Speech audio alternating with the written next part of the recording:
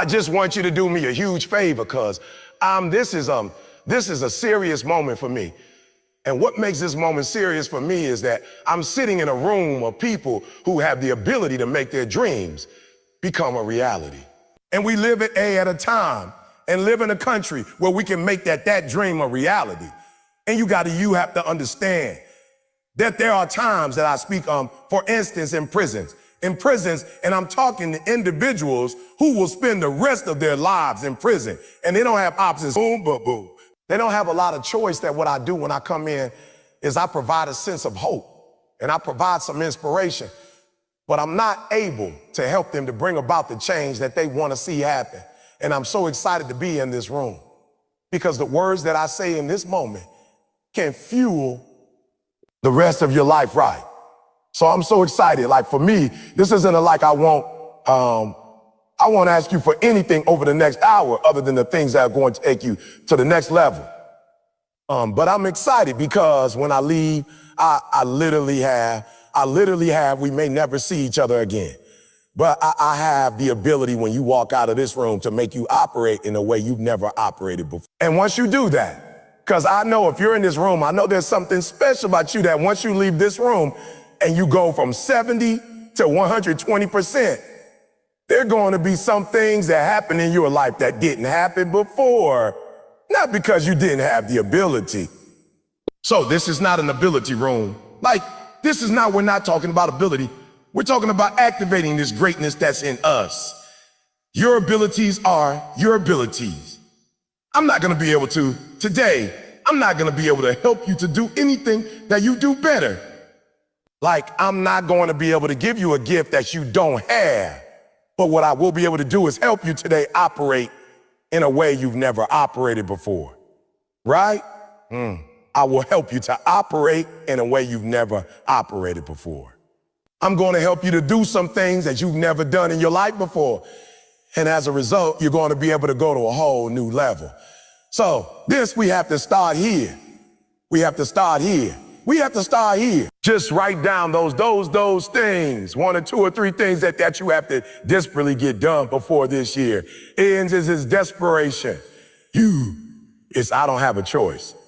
I don't have an option. You got to get that done. Got it. I just want you, and I'm not talking about stuff that's kind of important. I'm talking about the stuff that has got it, the balls dropping, and you can't keep talking about it. You will not be able to rest. You didn't get this done. I want you to write that down.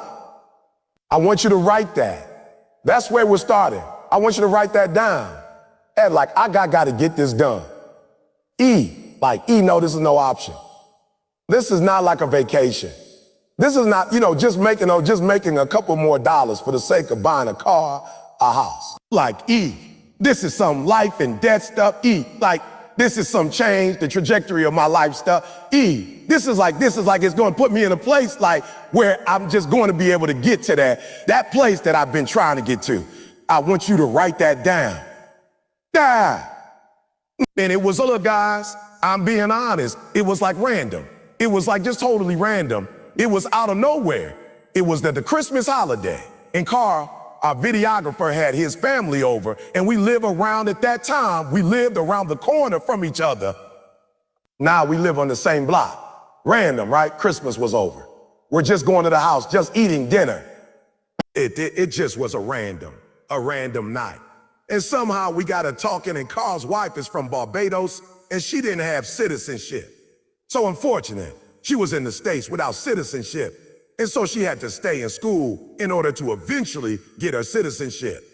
So she did her master's degree, and she was in her PhD, and it was weird.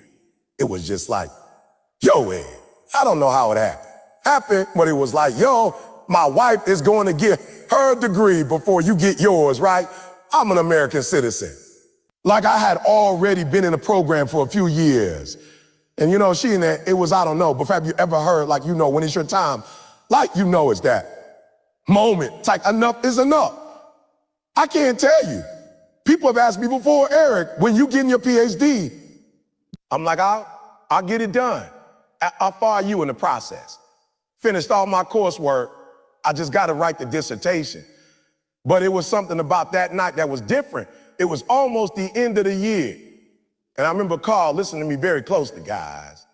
I'm being real with you. I didn't even have a conversation with Carl. Like, we never even talked about IT afterwards. I never said anything to him about it. But I felt this guilt. I felt like this embarrassed. Like, and for real, he wasn't like speaking directly to me. He was just saying, you know, AE, I think my wife's probably going to finish her degree before you finish yours. And I'm talking about like it pierced. And I just remember like we were talking afterwards and I didn't hear anything. Like for real, have you ever been in a conversation and it just shifts and somebody's talking to you and like you can't hear the words that are coming out of their mouth? I didn't hear anything he said. I just kept like, E, when you gonna get this done? Oh, I like, yo, E, are you ever going to finish this? This and it's not about a degree, but are you ever going to finish this? Like, are you going to get it done? And I remember excusing myself like, all right, Carl, oh, hey, great time. Love you, God. Got to get up in the morning.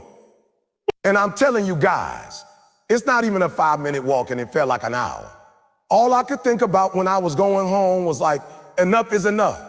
Like, I'm through. I'm going to get this done. Okay, just help me out. You're in the room. You ever had that enough is enough moment? Raise your hand for me. You had that enough is enough moment, right? So I need you to be there like the next 30, 40 minutes. I need you in that space, that enough is enough. I'm not dumb, like I can get a PhD. Has nothing to do with that. It has everything to do with the fact that I just didn't say, all right, this is the year, right? And so that thing you wrote down, I need you to do me a huge favor. I don't know if you have a pen or a piece of paper. I don't even know if you can do this on your phone, but I want you to kind of put a year next to that for me. Put a year. I want you to just put a year on that for me. Like, don't make up, like, don't do it for me.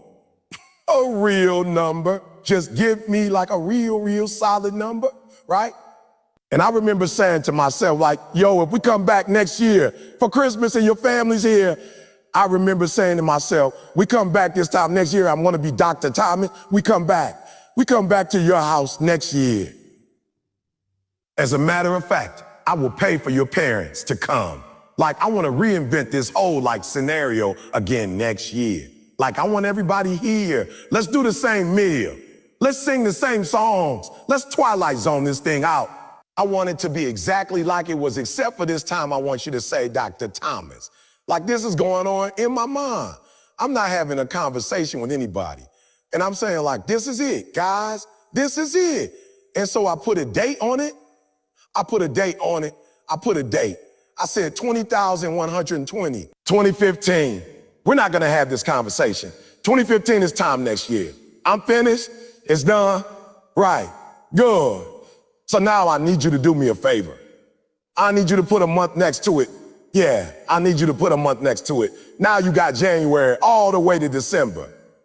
I need you to put a month on it for me. Give me a month. Yeah. Need you to put a month on it for me. Right. Now as you're writing the month down, what I want you to think about is, okay, so write this down too. I'm sorry. I know you came to listen, not do a lot of writing. I apologize, but I really need this. I really need this. I need you to write down 3 people you love next to those goals. 3 people you love, just 3 people, right? Give me the name. Write the names down. I don't put something on, whatever. Give it to me. Right. Write their names down. Now, this is what I need you to think about. What I need you to think about is how this goal or these goals will revolutionize their lives. And I really want you to think about, okay, you can do this later. When you get home, you can do this later. But I want you to write down for each one of them. Give me 3 ways. Please do this when you get home.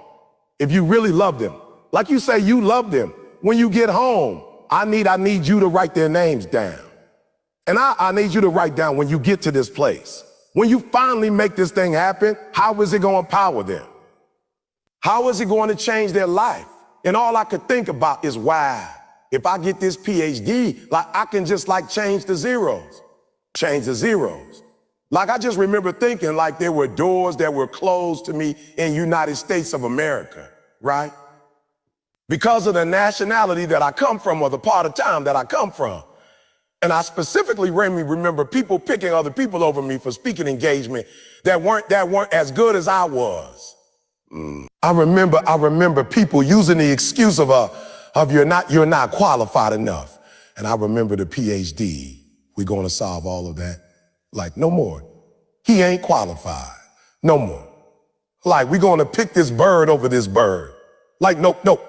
This PhD is going to open doors for me that were once closed, which means it's going to open doors for my daughter, which means it's going to open doors for my wife, which means it's going to open doors for my mother, which means it's going to open doors for CJ, which means it's going to open doors for CJ, which means it's going to open doors for Carr.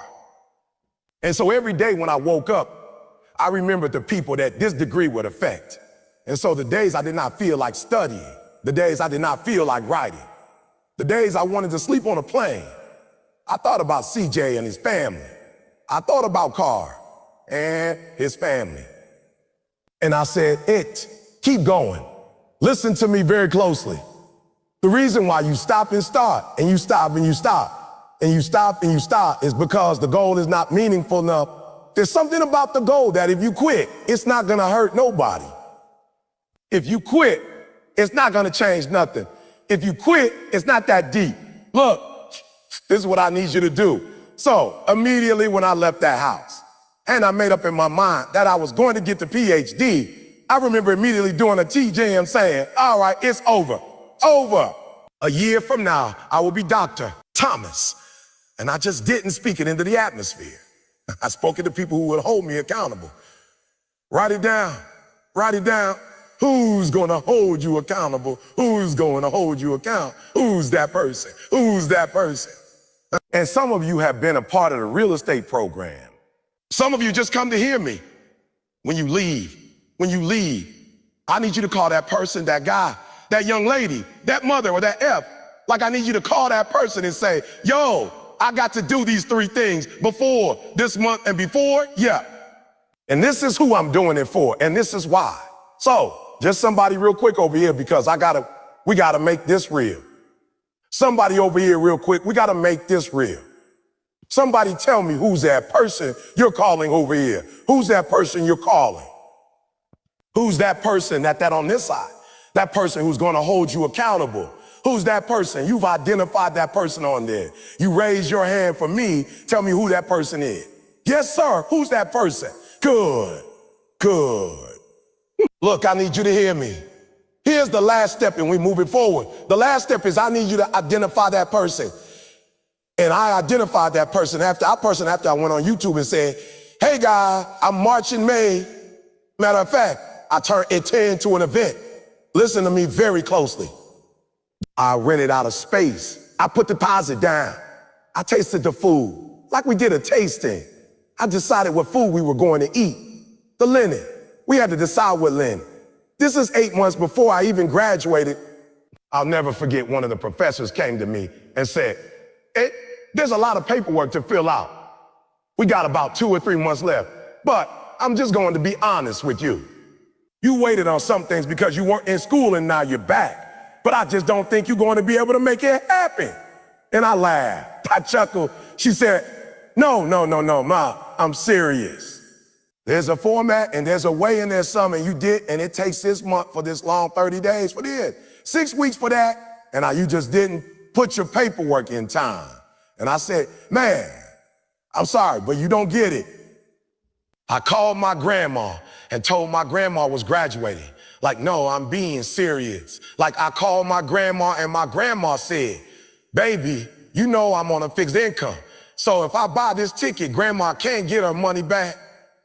I said, ma'am, I told my grandma that I was graduating and my grandma already called her hairstylist, told her how she wanted her hair to look.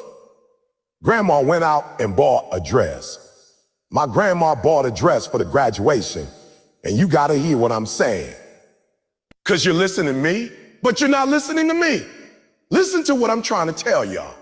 I'm being real with y'all. My biological father wasn't in my life. Hear what I'm saying? My mother hid from me who my biological father was. Yeah, my grandmother's always been in my life.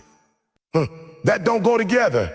My mama said to my mother, if you want to hide the identity of his father, that's cool, but you can't take my grandson from me. And so ever since I've been a kid, my grandma been to everything. She's never missed anything. And when my grandma called, she said, you better make sure you graduate, baby, because I'm coming. And so what I'm trying to tell you is I didn't get the degree to get the degree. I got the degree.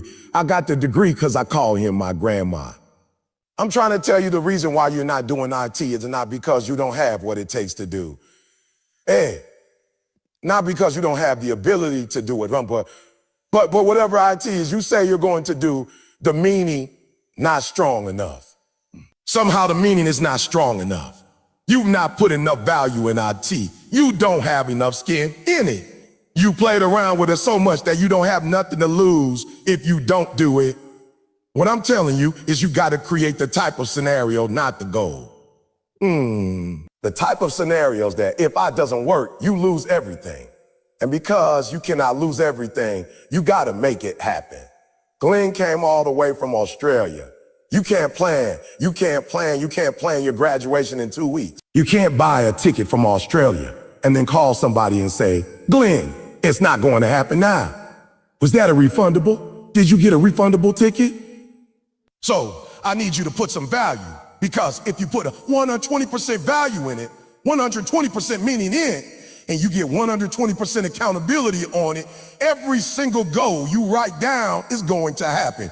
You can write everything down if you want to be brave enough to write every one of your goals down. But I'm going to tell you something. Life's going to hit you in your mouth, and you got to do me a huge favor. Your why has to be greater than that knockdown, and I love it. Buster Douglas got knocked out. Nobody ever got knocked out by Mike Tyson and ever got back up. It was almost a 10 count. He was stumbling. There were 4, 3, 2, and he won, and ding, ding, ding. Saved by the bell. He goes to his corner. The whole world is like, yep, that's it. Once he comes back out, that's it. Mike's going just hammering, and exactly that. Mike Tyson came out like, I got him. I got this kid up against the rope. Listen to me. Many of you right now, life's got you up against the rope. You can't give up. You can't give in. Listen to me. If odds was easy, everybody would do it. And if life's got you backed up, I need you to do what Buster Douglas did. Buster Douglas started fighting back, and the world was shocked. Goliath has been knocked down. What happened? And they went to Buster Douglas, and they asked Buster Douglas simply like, what happened? And Buster Douglas said, listen to me, it's real simple. Before my mother died, she told the whole world that I was going to beat Mike Tyson. And 2 days before the fight, my mother died.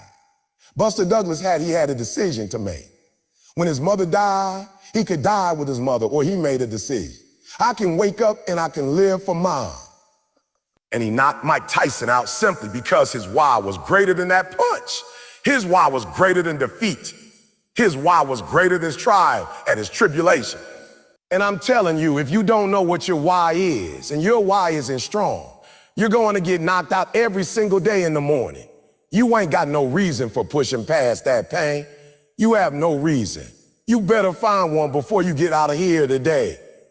So you got like a 4-cylinder, you got a 6-cylinder, you got an 8-cylinder. I hear there's even a 12-cylinder, right? What's the difference between a 4-cylinder, 6-cylinder, 8-cylinder? What's the difference? Say it again. That's deep. Yeah. That's deep, right? Power.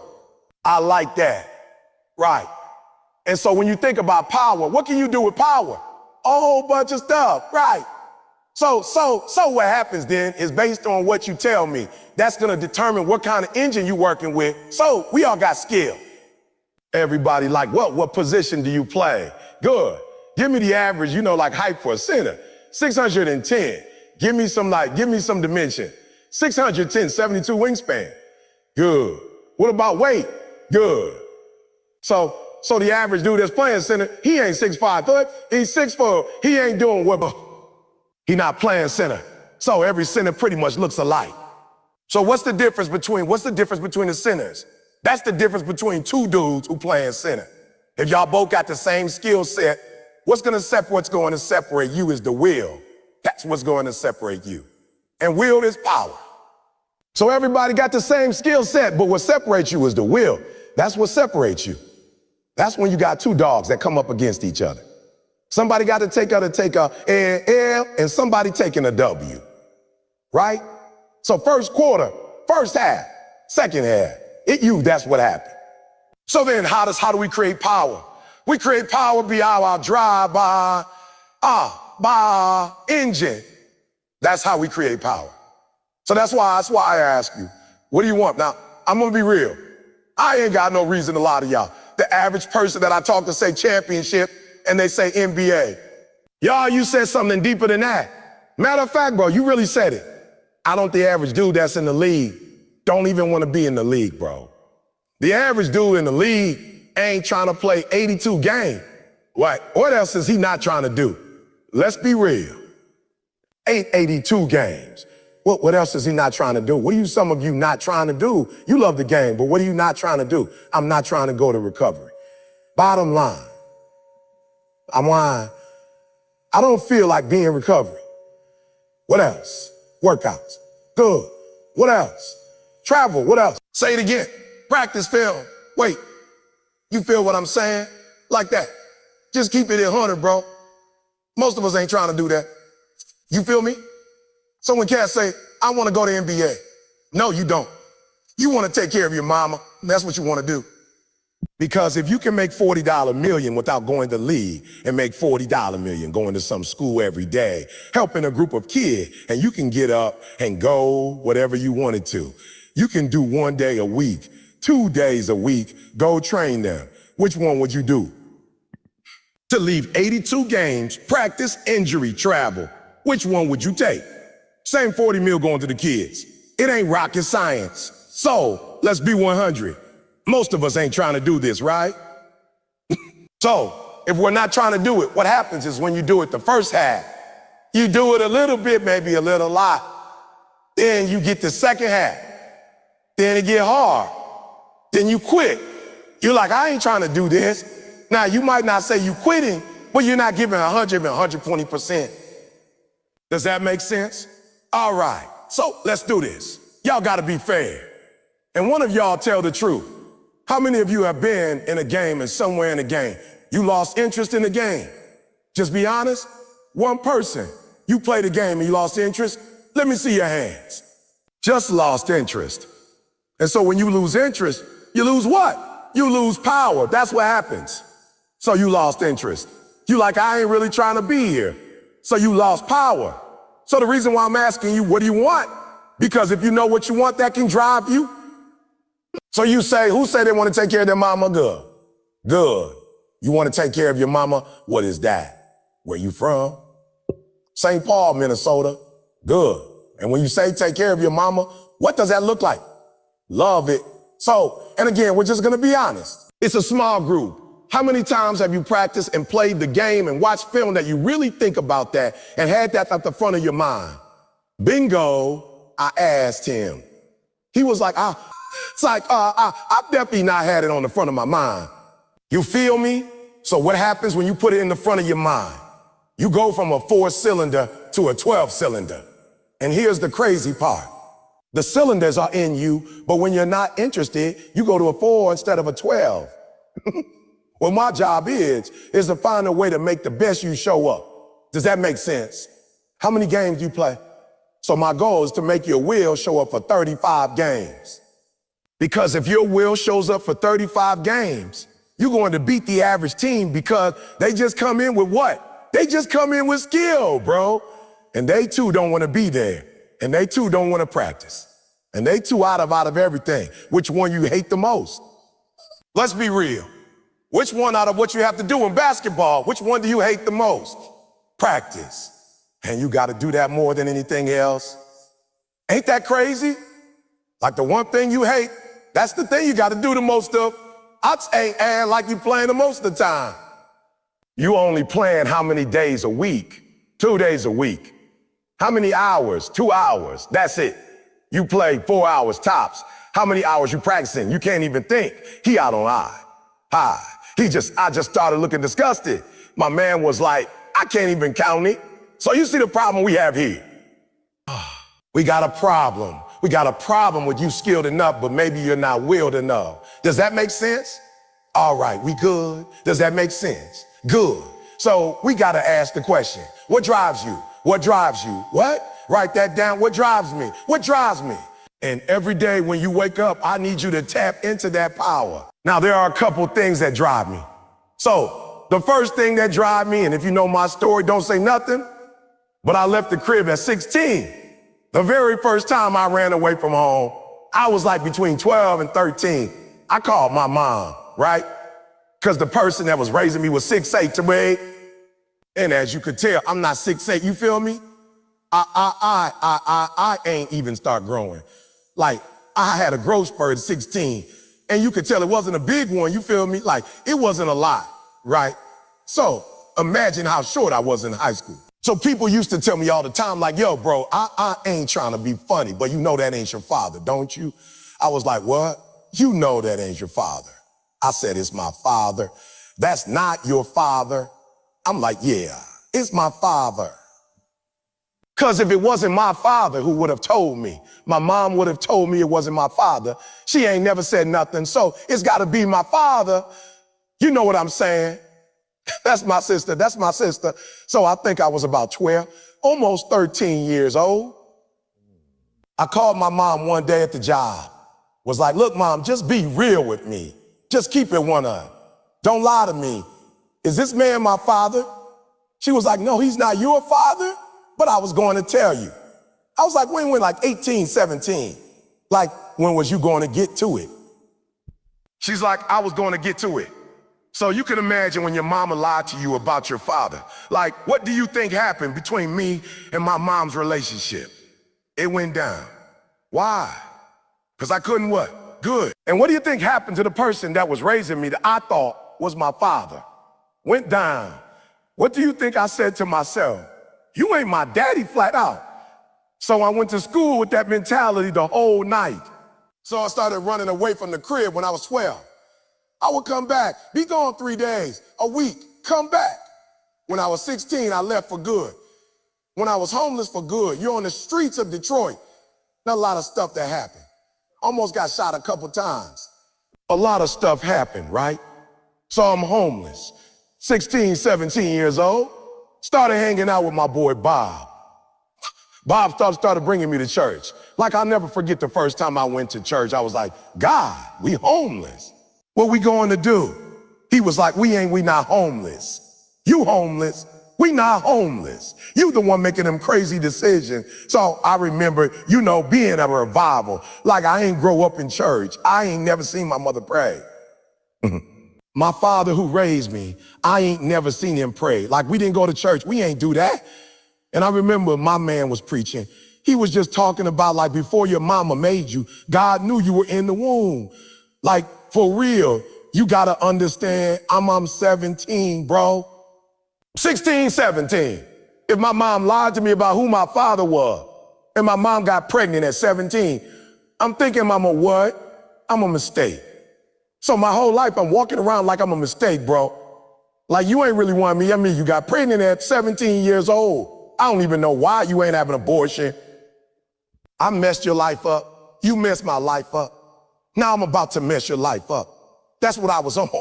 I was about 17. Started going to church. The pastor did this thing in Isaiah. He was crazy.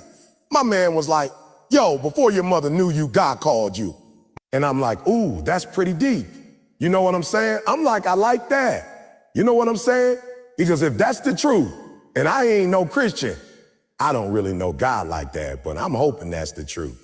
Because if it's the truth, then it means what? So I'm not a mistake. And if I'm not a mistake, then that means I was born with a what? With a purpose. I was like, let's go. My mom didn't even know. I'm like, let's go. And then the pastor, like, my man would come up to me every week. He was like, yo, E, did you graduate? He was like, yo, E, did you graduate from high school? And I was like, no. He was like, you need to get your JED and go to college. And I was like, bro, how am I going to go to college? I ain't finished high school. He's like, just get your jig and I'll write a letter of referral, a recommendation letter. And I was like, is that possible? He was like, yeah. I was like, all right, bet. Started dating this girl at church. I'll never forget. She was a year younger than me. She came to me one day. I was out of high school for 2 years, bro. My boys were selling dope. We were stealing cars off trucks. We was just doing some crazy stuff. And she came to me. I used to go to church every week. Never missed church. Wednesday night prayer meeting. I walked 2 hours to get there. I never missed church, y'all. Watch this. My girl came to me and she was like, look, I got to tell you something. I was like, what's up? She's like, do you love me? I was like, yeah, I mean, we 18. You know what I'm saying? Like, whatever that means. You know what I'm saying? I love you, but like, what do you mean? She's like, no, do you love me? I was like, I get. What does that mean? What does that mean? She's like, look, I'm going to college. Then you don't go with me. I'm breaking up with you. Well, I was like, you doing what? She's like, I'm going to break up with you if I go to college. I ain't stupid. I ain't go to college. But I know if my girl go to college, pretty little red ball. I know if she go to college for 4 years and I stay back in Detroit, what's going to happen? Somebody going to school her. I might not be the smartest apple, but I ain't stupid. I went and studied, got my JED, bro, got in the whip with her and went to college for flat out. I told the pastor, I was like, yo, bro, are you serious? Can you really hook me up? He's like, I got you. I graduated from there. I'm a pastor. I'm gonna write a letter. It's a Christian school. They're going to let you in. Now you're gonna have to take like remedial classes and stuff, but I could get you in. I'm like, bet, follow her to college. Got to college, y'all. I'll never forget I flunked out. Took me 12 years to get a 40 degree. But I remember the first time they had this Christian like program and they was like, yo, E, they don't even know me. It was like, we want you to speak. I don't even know how they asked me to speak. It was like something called commencement or something. It was like for freshmen. And one freshman get to address for all fresh. I got up and got on the mic and preached and was like, whoa. Like it wasn't even a sermon. But I felt like just like when you get the rock in your hand, you got all them people in the stand. You got your family in the stand. They got your family in the stand. They got the TV on. When you in that mode, you out there doing your thing, everybody watching, how does that make you feel with that rock in your hand? Invincible, bro. What if you have football in your hand or a soccer ball? How would you feel? You don't even know. With the basketball, you feel invincible. That's how I felt when I got the mic. When I got the mic in my hand, I was like, ooh, I could do this. And so the first time in my life, I had purpose. So I started getting in the word. And that purpose, it drove me that like, yo, E, you gotta save the world. Like you, the Martin Luther King of 2019. When I wake up, y'all, that's why I wake up so fired up. I'm like, yo, I am the Martin Luther King of this generation, like flat out. The older people don't know who I am. I don't be tripping. My man like 50, 60, 70 years old. Like, I don't know who you are. I'm sure you don't, but if you was 19 and didn't know who I was, if you was 24 and you didn't know who I was, I'd have a problem. Are you hearing what I'm saying? So the NBA player, of course, rocked with me. Chris CP3 just did a shoot with all my quotes on. This is my generation. The millennials are mine. I wake up every day doing a video, not to get paid. Don't nobody pay me to do those videos. Why do I do it? Because I got purpose. That's my drive. That's my engine. That's why you see me so pumped up, because I wake up and like God got a mission for me. Check. If I wake up, it's showtime. I'm like, God, I just need one favor. Just wake me up. Like, I can't do that on my own. I swear though, if you wake me up, it's a wrap. I'm about to motivate somebody, inspire somebody. I'm about to get somebody through chemotherapy. I'm about to get somebody who got a divorce back together again. I'm about to get some child that ain't talking to their family. I'm about to get them back again. I'm about to get some dude who dropped out the league to get back in the league. I'm about to get some girl who failed her board exam to take it again. Just wake me up. That's that engine. So for a lot of you, for real, you a 12-cylinder. But you acting like a 4-cylinder because you ain't got no drive. And then when you don't have drive and they're making you go to practice, well, of course, you can't do practice. But if you don't think about practice no more, but you think about who. So what I'm saying to you is every time you get up and grind, you that much closer. So when you do practice, I don't want you to see practice no more. I don't want you to see practice no more. I want you to see I'm about to cash my mama out. Every playbook, I don't care if you like the playbook or not. He just told you I was Dr. Thomas, I hate school. I hate school. There's nothing about school that I like. And I went to Michigan State, which means that I was going to school with minus 10 degrees with 12 inches of snow on the ground. I hate school in January. I hate school in February. I just hate school. I'm a high school dropout. At no point is my degree hanging in my office, is my degree hanging in the house. You know what my degree is? No, I don't either. That's how much I hate school. I don't even want to see it. I'm being real. I don't even want to see my PhD. I don't even want to be reminded of school. That's how much I hate it. You know why I went to got a PhD. Because if I want to be #1 motivational speaker in the world as an African American, I got to have all the credentials, bro. If I want to be #1, I got to be better. It's just real. Ain't nobody tripping. I ain't tripping. You hear what I'm telling you? So, bro, I hate school, but I had to do it. Why? Because I wanted to be #1 in the world. And I woke up one day and was like, yo, Tony Robbins making how much? But you know what I realized? I had a language he had. I'm not mad. So I didn't go to school to get a degree. I went to Michigan State to learn the language. And I sat in the class and listened to all them teachers talk. And I was like, oh, that's how you say it. That's the word you use. You don't say teach, you say pedagogy. Well, pedagogy it is. Let's go. Are you hearing what I'm saying? I'll do whatever it takes to make 50 racks an hour. I'll do whatever it takes to feed my family. I did the 4 year, the master's, the PhD. I hated every minute of it. But I tell you something, I hate school, but I love freedom. I love having my love in my freedom. Bro, I love choices. I only fly first class. I was just flying private jet with CP3. I love options, bro. I love options more than I hate school. And at the rate some of you going, you don't like practice. Well, wait till you get a load of real life. Every single dude that I knew that was about it in business, they were disciplined, right? Discipline. Now this one right here is spooky because I met a lot of men who were very successful financially and they thought because they had money, they didn't have to be disciplined and they end up losing everything. They weren't disciplined, right? They became alcoholics, right? Sex addict, right? Didn't move with integrity. That's the one thing, man, I love about y'all, man, for real, I'm telling y'all got to get with the right crew. Y'all, when y'all hear Maul talk about getting up and working out, it don't got nothing, man. Man, I promise y'all, it don't have nothing to do with, like, I ain't following no man. Because he got muscles, I'm following Maul because he got muscles that come from discipline. Like I promise you, you call Maul like, yo, Maul, the podcast. You heard the podcast. Yo, Maul, we want you to go see this. They trying to, you know what I'm saying, get him to see this billboard that's out there trying to track Maul. Him like, I can't do it. They like, we need you to come right now. He like, this is my workout time. Whatever you trying to show me. Workout. I got to work out. I'm trying to get on this scale, be the same height, the same weight I was when I was coming out of college. That's discipline. I was like, you on a scale when? He's like, every day. I was like, that's my problem. How you been on the scale? How you been on the scale about 5 years? I'm just guessing.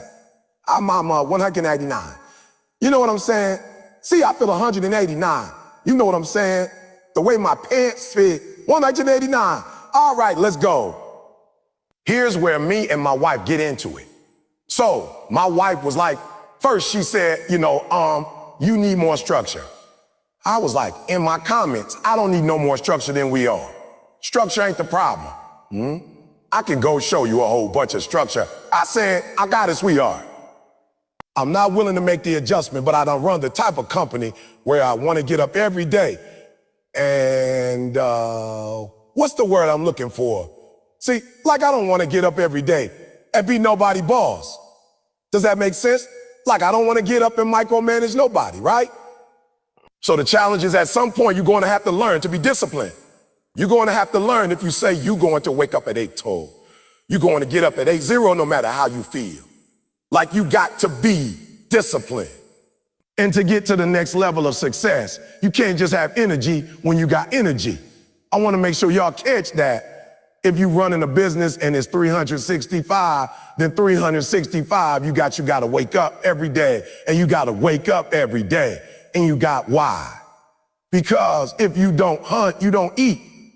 So here's the deal. If you hunted in January and you got enough food for January, you don't get to chill February. You got to get up in February and go get enough food for it. And so what a lot of us do, we aren't disciplined. Like we're not self-motivated. We're not self-regulated. We need outside people to push us. And that's not how the Creator made us. He didn't make us for other people to be over us. So here's what I told my wife. Sweetheart, if another human can tell you to get up and go to work and do what you're supposed to do, why can't you pretend like if you need another human? Be the human. You be that human. You be that human. If you need somebody to tell you you need to lose 100 pounds, be your own voice to tell yourself you need to. Don't go pay nobody $50,000 to lose weight when you can do it yourself. And I'm not saying don't get a person, but at some point you got to cut that person off. Why? Because if you don't have personal discipline, you'll never get to the next level. The next level is not something that's far away. Like Maul said, the next level is execution. Is not something that, we do. It's something that we are. And most of us aren't disciplined. It's like you just go like you drink. So you just go, you can't tell yourself, you know what, I'm not mad that you drink, but you got to drink during the weekday. Like you drinking in the morning before you go to work. He gone now. He's no longer with US. You're drinking in the afternoon. You drinking at night. Like I'm feeling you like to drink, but like all day, every day, the weekend, the weekday. And some of you, there are things you like. You have absolutely no control. You are like a slave to you. You are a slave to your personality. You are a slave to some of your vices. You are a slave to some of the things you like. You are a slave. You have absolutely no control. And what I'm telling you is the reason why we fast from time to time is not that we have to fast, but at some point you gotta fast. You gotta tell the flesh who's in control. I'm in control. You're not in control. I know you don't want to wake up. You don't have an option. Get up. We trying to eat. There's a certain lifestyle we want. You think I want to get up at 3, like I want to get up at 3, Dio? Nikki, I don't know what happened. I miscommunicated with Nikki this morning. I'm supposed to do the videos at 3, or either I give them to Nikki and then she'll do them in some kind of way. I don't know. I must have went to sleep, woke up. I ain't know what time it was. So I sent Nikki what I wanted to say, and I looked this morning, I sent it at 12:00 at night, midnight. I thought I sent it like 10, 11.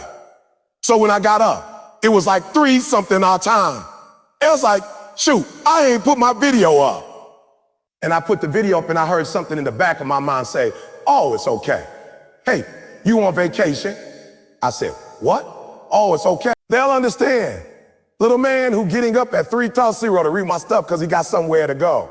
He don't know that I'm on vacation. He don't know that I'm here. That don't got nothing to do with his life. He don't know I'm in Mexico. I ain't posting no video. He don't have the slightest idea. He just know wherever he live in the world at my 3:00, he uses that stuff to do what he's supposed to do. And he's sitting there waiting.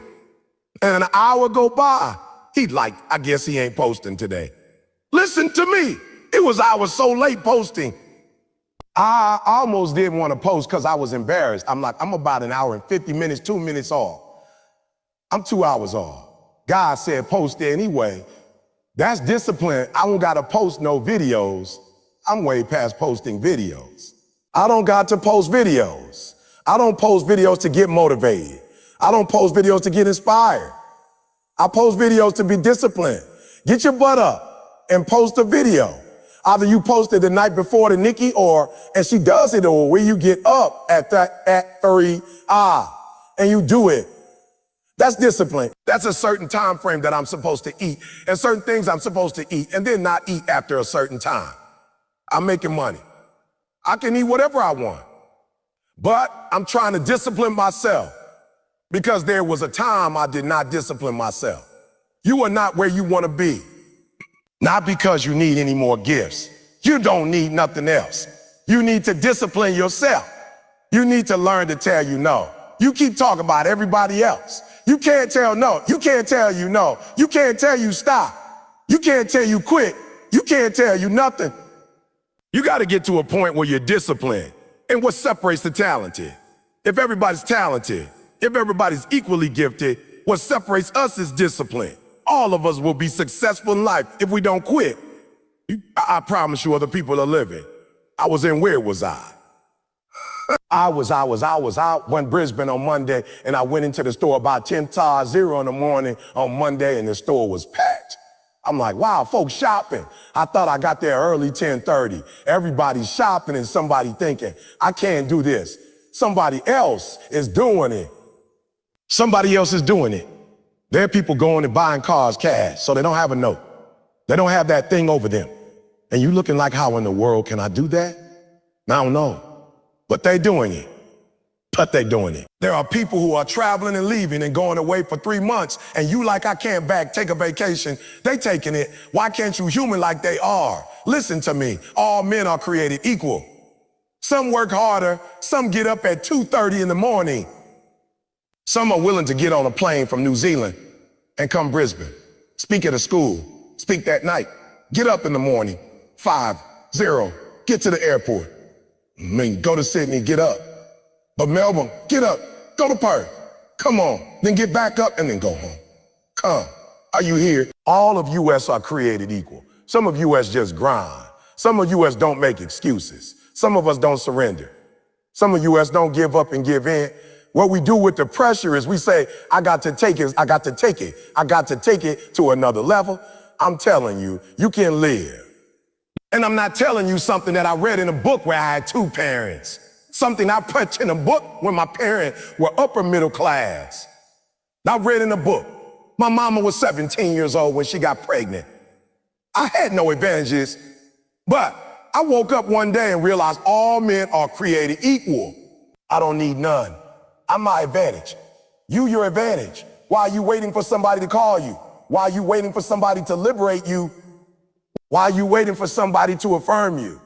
Why are you waiting for somebody to tell you got a dream or goal? Why are you waiting for somebody to take you by your hand and give you what's rightfully yours? However much money you make, whatever kind of life you have, that's yours. So when you hear my message, the reason why you resonate with my message is not because of the words I say. There are a lot of people on YouTube and TV talking the talk, but there's a sound that you hear that resonates with you because I'm speaking from that pain. I'm speaking from every aunt that I had to bury, for every cousin that I had to hear. He got 50 years, and I try to act like it didn't hurt when he only 19 years old. He lost his entire life at 19 over some stupid stuff. Every aunt I buried. When I took my mother-in-law into that hospital room, and I prayed for her before surgery, not knowing if she was coming out or not. Not knowing if she was going to die or not, and that's my wife's own listen to me. She didn't grow up with her father. She doesn't have any brothers or sister. Like her mom is her life. It was just her and her mom. And my mom's like, yo, my wife lose her mom. That's her life. Like that's going to affect us. Like my wife ain't going to be the same if her mom dies. You talking about getting.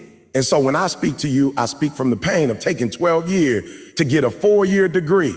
I speak to you as a failure had to get back up every single doggone time and say, brush it off and keep going. So it is not the message alone. It's not the words alone that resonate with you. It's that I am you. I've been through what you've been through and I got up and I kept going. And so listen to me very closely. You're going to get cut. All that stuff you wrote down. You're going to go through some pressure. So if you ain't ready for that, close that up and say, I just don't want to have no dreams, no goals, no. I don't want nothing in life. You're going to have a great marriage. You're going to go through some pressure. You're going to go through some heat, and then you're going to get cut. I'm just trying to give you the three-part process, because what's going to happen is you won't see the heat, and you're going to be like, well, I went through the pressure. I thought that was it. Like, that was phase one. That's phase one. Phase two coming, and then phase three. And watch what happens. All of us will be successful in life if we don't quit.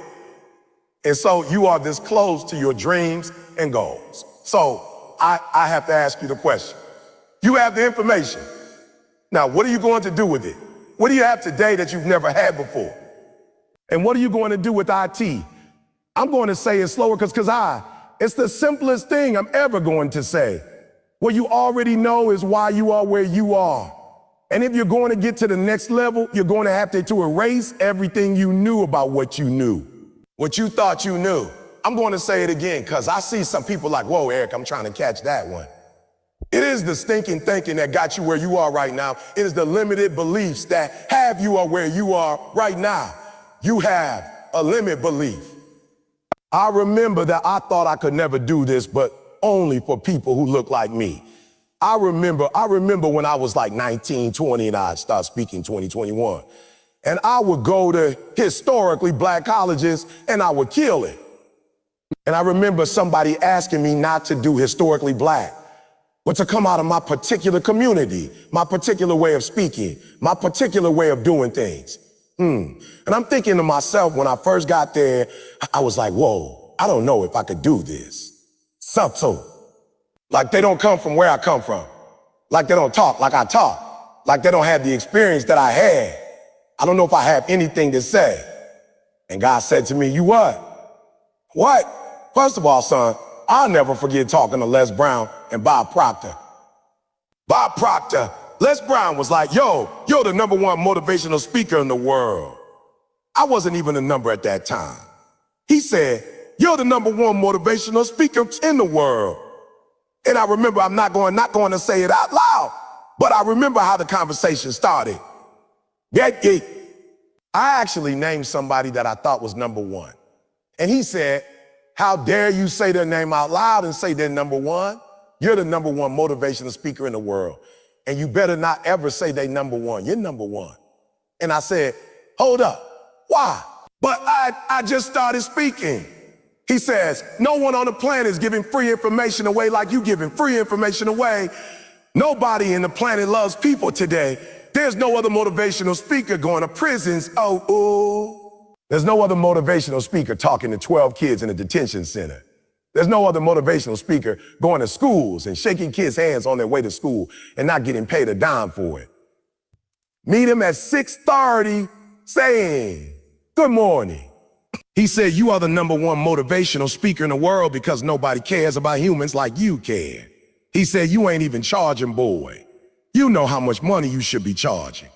Bob Proctor said, how much you charge? I was like, about 5-10 grand. He was like, what? Bob Proctor said, what? I was like, but 5-10 grand right here in Phoenix when we spoke together.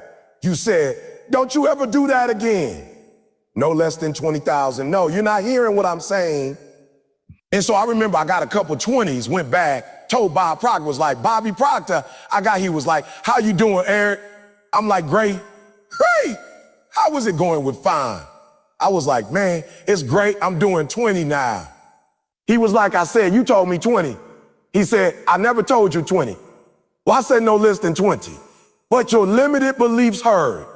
Your limited beliefs heard you say. I didn't say that. That's what you are. That's what you getting a jed told you. Your biological father, not being in your life, told you because you don't value yourself. You think it's tough. I'm telling you, son, there are people on this earth that value you more than you value yourself. They look to you in a way that you don't look to yourself. You will not get what you're supposed to get until you value yourself and you kill all your limited beliefs. So I need you to do me a favor. Just write it down because you don't have enough paper. But write down your limited beliefs. And when you get home, I need you to address them. He said, Eric, I used to be like, God, I don't know if I could do corporate. He said, son, I'm not needing now only can you do it? You must do it. You're going to bring something that nobody else is bringing. And I was like, what do I bring that nobody else is bringing? He said, that message that you think isn't important is so important. And guess what message I was bringing to corporate? I was bringing, so you're a 7-figure earner, but you're not a 7-figure dad. So I challenge you. So I started going to corporate, and the corporate come, please, Eric, we need a message. Why? Because they're not doing well. They're getting divorced. They're getting, and so it's messing up to come. Eric, we need you. And God says something about, don't look at what somebody else is doing, value. What you doing, don't worry about what they bring to the table. Bring what you bring to the table. And some of you are not where you're supposed to be because you have limited thinking. And I want to challenge you today. You're just as special as everybody else. You're just as powerful as everybody else. You're just unique as everybody else. You're just as gifted as everybody else. And you belong, you belong. You belong in first class just like everybody else. You belong, look, you belong in California. You belong in and then Dubai. Wherever you want to be, you belong there. Somebody asked me the other day, you live in Michigan? Why are you buying a house in California? I said, because my wife has it's doing phenomenal. We want to keep it there. What you going to do with your house in Michigan? I said, what do you mean what I'm going to do with it? You selling it? I said, what would I say? Why would I sell my house? Well, how you going to have 2 houses? Because a lot of other people have 2 houses just because you don't have to. I'm not believing that you can only live in one house for the rest of your life stuff no more. Like I'm not hanging out with those people no more. I'm hanging out with the people that got a winter home here, a summer home here, and just want to have a home over here. I'm hanging out with them people now. Like, no, I'm thinking like they thinking now. I'm doing what they doing now. And I start going to corporate getting 50, 60.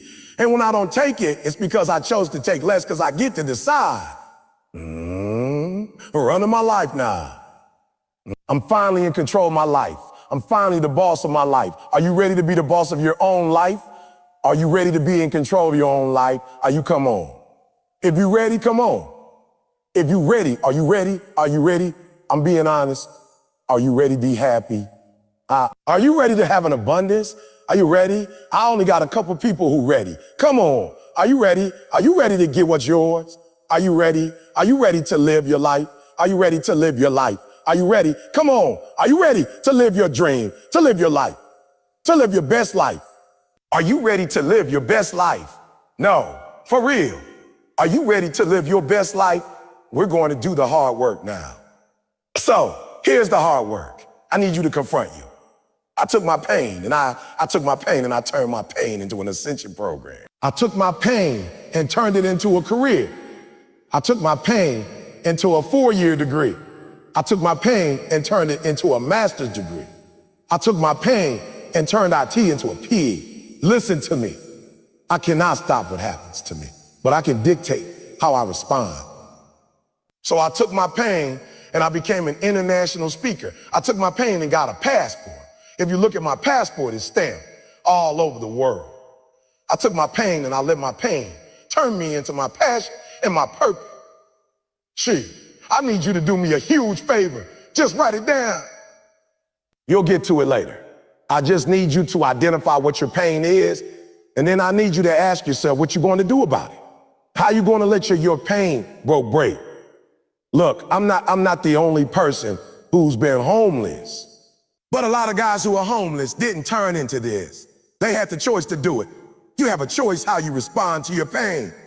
And some of you in this room, for real, I'm just going to be honest with you. You got to get over like you getting wimpy on me. You getting soft on me. You are not the only person that's been through a divorce. Boo, get over it. You're not the first one. You won't be the last one. You can turn that divorce into something. You're not the first one to get, you're not the first one to get to lose your promotion and get fired. You're not the first one. You're not the first one. You're not the first one. You're not the first one they let go of. You won't be the last one. The question is, what you going to do about it? You're not the first one. You're not the first one. When my wife had 7 legions on her brain, we did not complain. We did not cry. We did not give up. We did not give in. She won't be the first person ever diagnosed with lesions on her brain. She won't be, but she will be one of the ones who did not have a defaced attitude. She will be one of the ones that will smile through it. She will be one of the ones that will still work through it. She will be one of the ones that still travels the world. She still will be one of the ones that encourages and trains other women. She is not the only one who has had a chronic illness, but she will not let that break her. And the problem with some of you in this room, you will never be great. Because every time you go through pain, every time you go through a problem, every time you go through discouragement, you give up and you quit. And you do not understand that at the end of pain is your million. At the end of pain is your reward. At the end of pain is your productivity. At the end of pain is your promise. So do me a favor. Stop crying about IT and use your energy to get through it and get on the other side of it. So I want you to look at your pain, write it down. Don't be afraid. Write it down. Write down that thing. I got to get past this. I can't get past this. I can't get past the fact that my parents loved my brother better than me. They thought he was smart, and I wasn't. I was a troublemaker. I need you to get past it. Glenn will tell you. Glenn to tell you that this business is about professional development. Oh, I'm going to say it again. This business is not about being the smartest. If it was about being the smartest, Glenn, you might still be where you are, but I wouldn't be where I am. Catch number 2, I'm showing you cat. Okay, catch it, pain. Pain, recycle your pain. You can decide the shape, the form, you can decide the product that comes from your pain. And so we transition now. We transition. What makes ETDT? You've heard me say it before. You've heard me say it before. You've heard me say it before. I say it boldly. My mother was 17 years old when she got pregnant with me.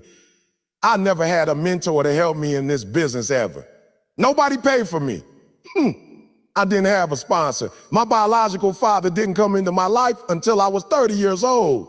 Took me 12 long years to get a 4-year degree. You've heard me say it. There are kids who grew up in privileged, affluent neighborhoods who will run circles around me on tests, who will run circles around me in the classroom.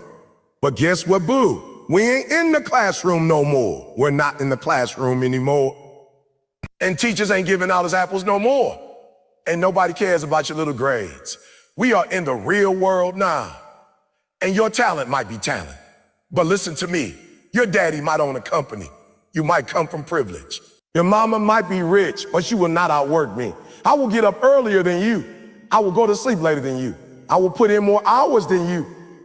I will read more than you. I will grow. I will do whatever it takes. But if you beat me, there's going to be blood. There's going to be sweat. And there are going to be tears. I'm not giving IT up. You got to take it. And the problem with most of you is you still operate just on talent. That effort beats talent every single day. I don't hire kids who graduated top of their class. I don't know if they can go through another or nothing. I want the guy who struggled. I want the guy that failed and could still get back up again. Your problem is your pain has identified you. Your pain has weakened you. Your pain has destroyed you. And some of you, as long as it's a perfect day, you operate in excellence. As soon as the circumstances change, you quit. You give up. What's going you told me? If I want it as bad as I want to breathe. Well, I want it this bad. You want it for 3 months. Not long enough. 6 months. That's not long enough. No. Read the story. It took me 18 years before you found out who I was. 18 years. I started doing this work in 1991. Didn't blow up on the internet until the 2000s. So what makes EZ different than everybody else? Every year I just kept going, I kept going, and I kept going, and I kept saying one day, podcast. But you know what I'm not going to do? I'm not going to quit in the process. I'm not going to give up. I'm not going to give in. And the problem with you, you've not recycled your pain. You're still living off talent. And I challenge you. The average people live off talent. Phenomenal people live off effort. Effort's high school dropout 12 years. Do you know statistically that when a person in a university does not finish after 6 years, they quit? Do you understand that there are very few people who go on after the 6th year and the 7th year and the 8th year, and every year I kept saying, I'm going to graduate. It's going to be my year. And guess what happened? The 12th year came. It was my year. Oh man, some of you in this room, you should be a millionaire right now. You ought to be ashamed of yourself. Had you not quit 3 years ago, you'd be so much further quit. You gave up. You surrendered. You got the talent. You got it. You have the resources. You got it. You got everything you need. Catch this one. Some of you in this room, you're not where you're supposed to be because you haven't made a decision. 1984, he was the rookie of the year. Led the NBA in scoring from 84 to 93. 5-time All-Star appearance. 5-time MVP, 1988 Defensive Player of the Year, Nike contract signed in 1984. Those stats have nothing to do with the benchmark. Michael Jordan said that I want to help the Chicago Bulls have the same type of franchise as the Boston Celtics, as the Los Angeles Lakers. I want Chicago Bulls to be respected. When are you going to get to the reality and say, this ain't who I said I was, and this ain't the life I said I was going to have? It's time to stop looking at the stats and trying to make excuses with the stats, and it's time to step up. This is you because you are worshiping who you currently are. All you want to talk about is what you're doing.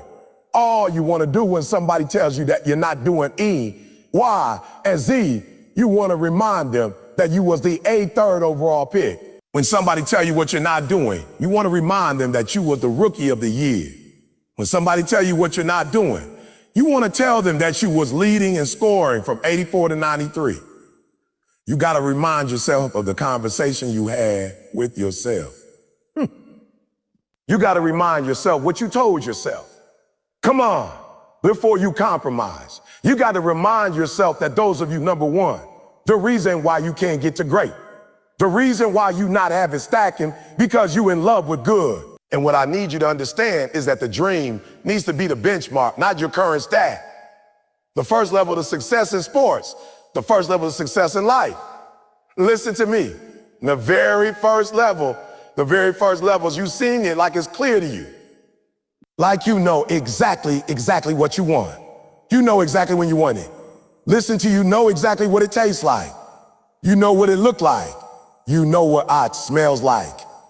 Like before you really blow up and you get success. Like you literally have it in the palm of your hand without having it. And y'all do that little stuff about you going to eat. But y'all ain't got no doggone motor. Doggone motor. You get tired quick. You practice for 1 or 2 days, you out. You do a couple hours, you tired. But yet you competing against people right now. That's their lifestyle. And you think they're about to let you take their lifestyle. Why? Because I got to stay hungry. I don't want to use titles that make me look sweet. Yeah. I don't want to use titles that I try to keep it to humble.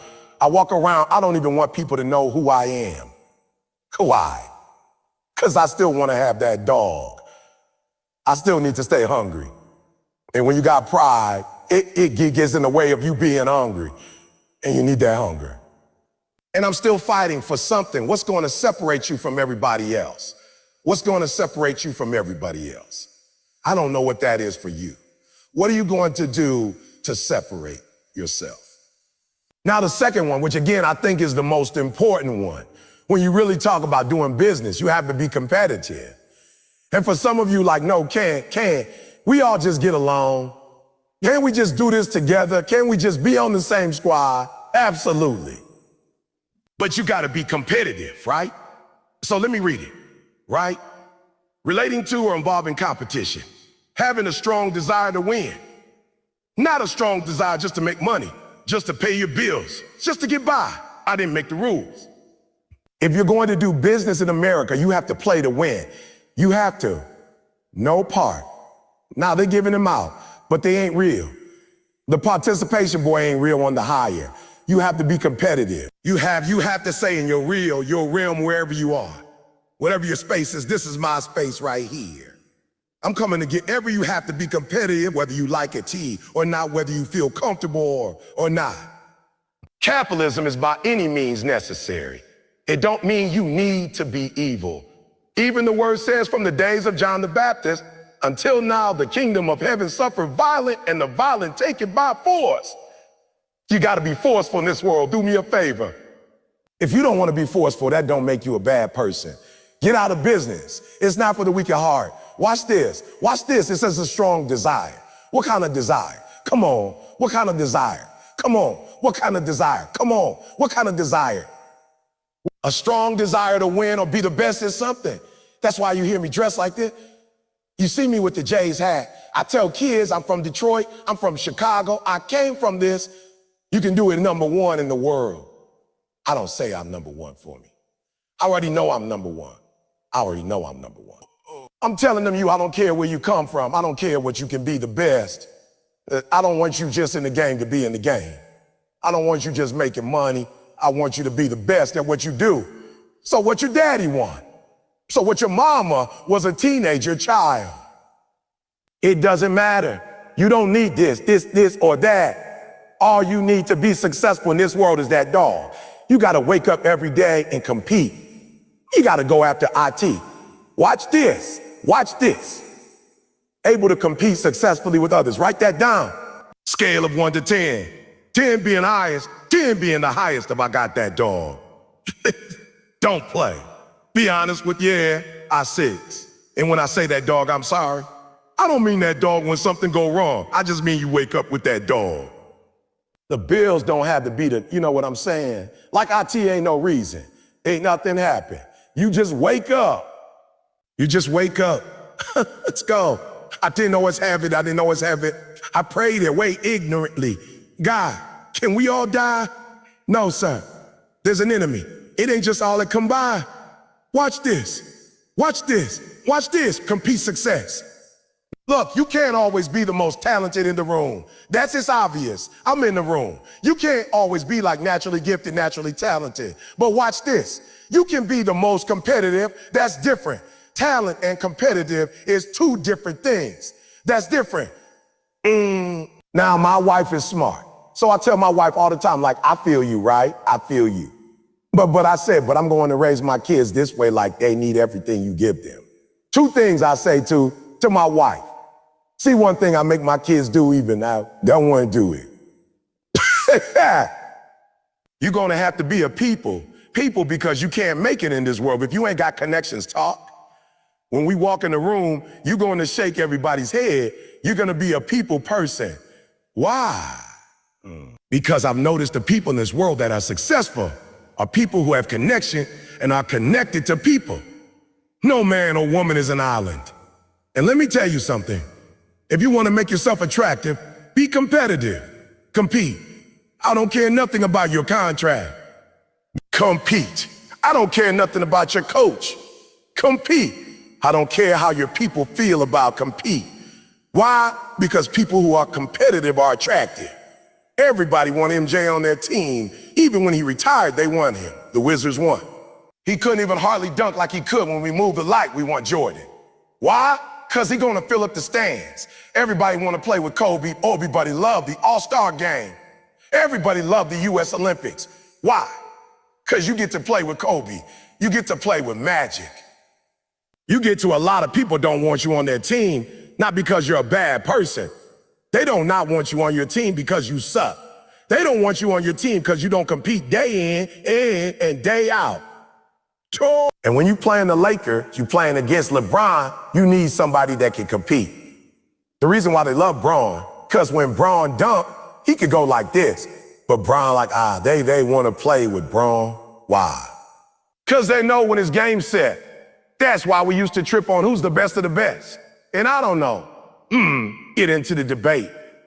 Just know people wanted to play with Jordan because they knew with Jordan is going to take it to the hole. He ain't going to shoot. He had that doll. Maybe he wasn't the most talented. Maybe he wasn't the greatest player that ever played. He was the greatest dog that ever played. I don't do stats and all that. He was the greatest dog that ever played. If he could take you out, he would take you out. He would take you out. He had that dog. I'm trying to tell you, we live in a world where people came here. IT was absolutely nothing in America. There was no building, nothing. They came, and they came to conquer. They didn't come to play games. They didn't come just to build churches. They built San Francisco. They built Miami. They all had one thing in common. They were all competitive. There are those of you who want to do business, but you're not competitive. You have to be competitive to do business. And it doesn't matter how you feel about it. I mean, if you're not where you want to be, it's an adjustment you have to make, not an adjustment somebody else has to make. So the first thing I want you to realize is that your mindset, right?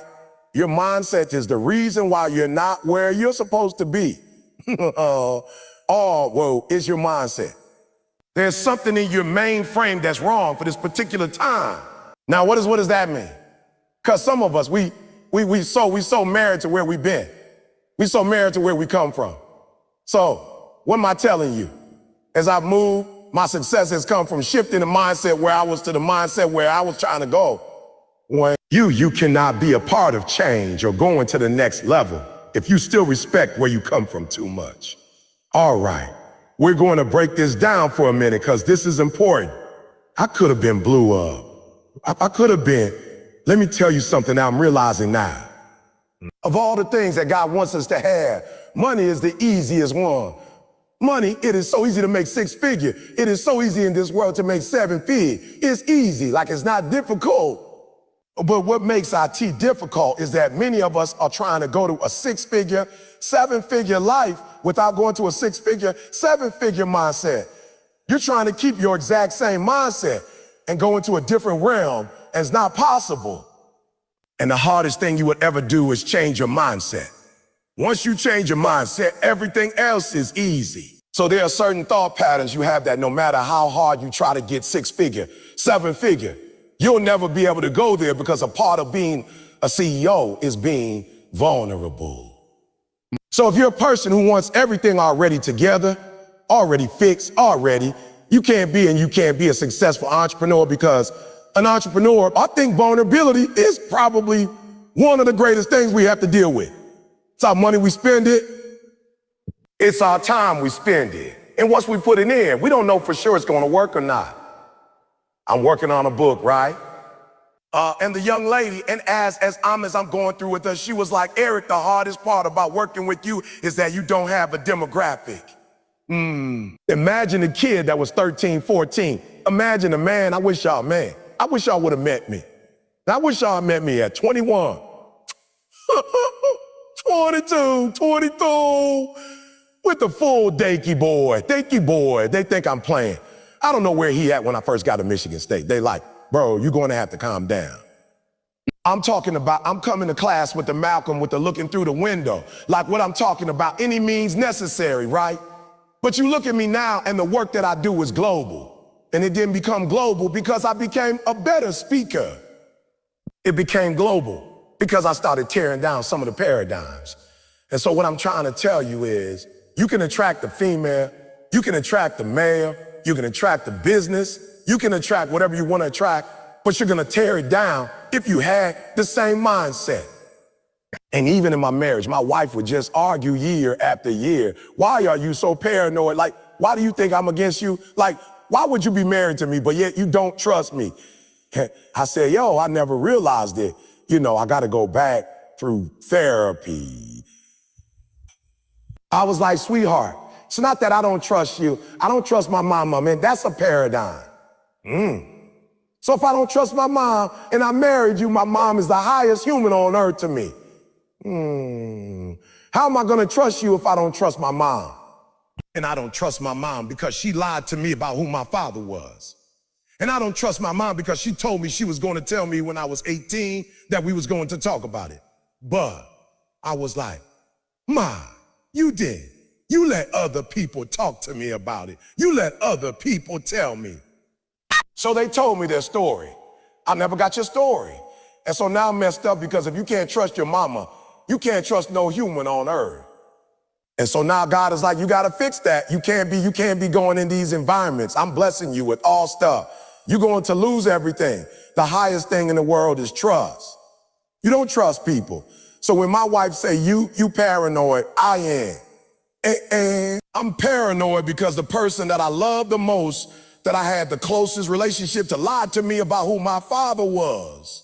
And then when I discovered who he was, Meaning that I know my grandma, I know my aunts, I know my uncles, I know my family. I thought he was a friend of the family. Then my mom put me in a situation where if you go after a relationship with him, then you'll lose the one you have with me. But I want you to pay attention to what I'm doing. I want you to pay attention to what I'm saying. And then in your own world, I want you to do it right. So I want you to look at the people that you look up to and you look up to in your world. Look up to those people who you feel like, man, in this area, they got it. I don't have that area. And I want you to actually physically write down everything that they're doing. There are things that we do that aren't right, but because we do it, we feel like it's right. There are ways that we think, behaviors that we have. It's not right. It's not productive. It's not helping you and your family. It's not helping you personally. It's not helping you spiritually. It's not helping you make money, but you're not objective because it's you. You feel like it's okay. If it's wrong, it's wrong. And I want y'all to get to the point where you are mature enough to say that even though it does not feel good, even though I don't like it, even though it's not something that I want to do, I can't keep doing what I feel. It's just not going to take me where I'm trying to get to. I have to be factual. All I have to do is emulate these characteristics. And if I can emulate these characteristics, I'm going to be successful. When I got in that room, I was okay with probably being the dumbest when it comes to economics. And I was able to sit back and ask some questions and learn. And when I left that room, I went to a whole nother level. Write that down. I will no longer bring my feelings to business. Good communication is the bridge between confusion and clarity. But when I'm Eric Thomas, what up? What up? What up? It's your boy E.T. Welcome to another edition of Bring It From the Bottom. Thank God it's Monday. Listen to me, guys. You gotta hear this. Number one, listen to me. Number one, I am giving you permission to be great. I'm giving you permission to be everything you were called to be, to do everything that you're capable of doing, to have everything you're supposed to have. I want you to have a house in California if you want one. I want you to have a house in Florida if you want one. I want you to have a house in Australia if you want one. Like I was going to get my third house and somebody told me, E.T., like, what are you doing? I said, I'm about to buy another house. Like my wife has me need to get out of the winter and we need to get some vitamin D. And they were like, I wouldn't do that if I were you. I was like, well, you're not me. Come on, guys. Listen to me. You have to be careful when you hang around average people. All they're going to do is tell you what they can't do. And that's okay, that they can't do it. But that has absolutely nothing to do with us. We can go from being homeless and high school dropouts to having PhDs, writing books, and becoming the voice of a generation. We can do whatever we believe we can do. And we don't need anybody's permission to do it, but ours. I'm great. Listen to me. And I don't owe anybody an apology. I'm phenomenal, and I don't owe anybody an apology. I am going to do great things, and I don't owe anybody an apology. I was created to be great. I was created to do great things, got great things, and great things, and I will no longer ask others for their permission. Listen to me very closely. So in this journey, the first thing I had to do was to embrace my I am. Had to embrace that. No, I'm not a traditional student, but I'm a student nonetheless. That perhaps I can't do it the way everybody else does it. I'll never forget in the PhD program, a teacher told me, a professor said, you don't think critically enough and you don't write well enough to do a dissertation. And I didn't get upset. I understood what she meant. She meant that you're not going to do it the traditional route. What she meant was you're not going to be able to use your academic prowess to make this happen. But what she didn't realize, number two, which is important, first, I embraced the I am. Number two, what she didn't realize is that I had average academic skill, but I had phenomenal will. I had average skill, but I had phenomenal will. And so in order for us to have and be and do everything we were born to do is number one, we have to kill the noise. We have to stop going to other people and looking to other people for their permission to do what only we can do. Listen to me very closely. It's our dream. Nobody's going to see it like you do it. It's your dream. Nobody's going to feel it like you feel it. It's your dream. Nobody's gonna be as dedicated to it as you are. It's your dream, and they don't have to understand, and they don't have to like it, and they don't have to do IT. It doesn't make a difference. It's your dream, and you, my friend, have been given a task to make it happen. And you can't let anything stop you from doing what you were called to do. And so listen to me. I embrace the fact that I'm not an A student. I embrace the fact. But what she didn't realize is that I was gonna go to Michigan State University's library. And in that library, they had dissertations. And I must have pulled down about 40 dissertations till I found the one that looked like something I could write. Don't listen to me very closely. Every skill but phenomenal will. And I'm telling you today, there will be some roadblocks. I'm telling you today that there will be some haters. I'm telling you today that there'll be some people in your family that don't understand. I'm telling you today, as you begin to take this journey, even as you're here, people are asking you, why would you come here? And why would you spend this kind of money? And why would you invest this type of time? And it's a scam. And why would you do this? And why would you do that? And why would you do that? Like I just don't get it. Again. Then they don't have to. But what I need you to do is I need you to kill the noise. I need you to embrace the I am. And however you get it done, I need you to get it done. And so I went through 40 dissertations until I found the one. I was like, yes, this looks like something I can do. And I went through that dissertation for weeks, and I studied. And I studied. And I looked at the pattern, right? And I studied. I said, okay, this is exactly how I'm going to do it. I'll never forget when I walked across that stage. I'll never forget when I got hooded. And I'll never forget when the committee said, you've passed. I'll never forget when the dissertation was done. I said, wrap that up in a gift wrap and send it to that professor and let the professor know that, no, I couldn't do it on your term. And I couldn't do it the way you did it. But I did it my way. I did it my way, and I got it done. Listen to me. Number 3 is important. Number 3, guys, stop trying to do IT like they do it. Stop trying to fly like they fly. Stop trying to run like they run. Stop trying to talk like they talk and do it your way.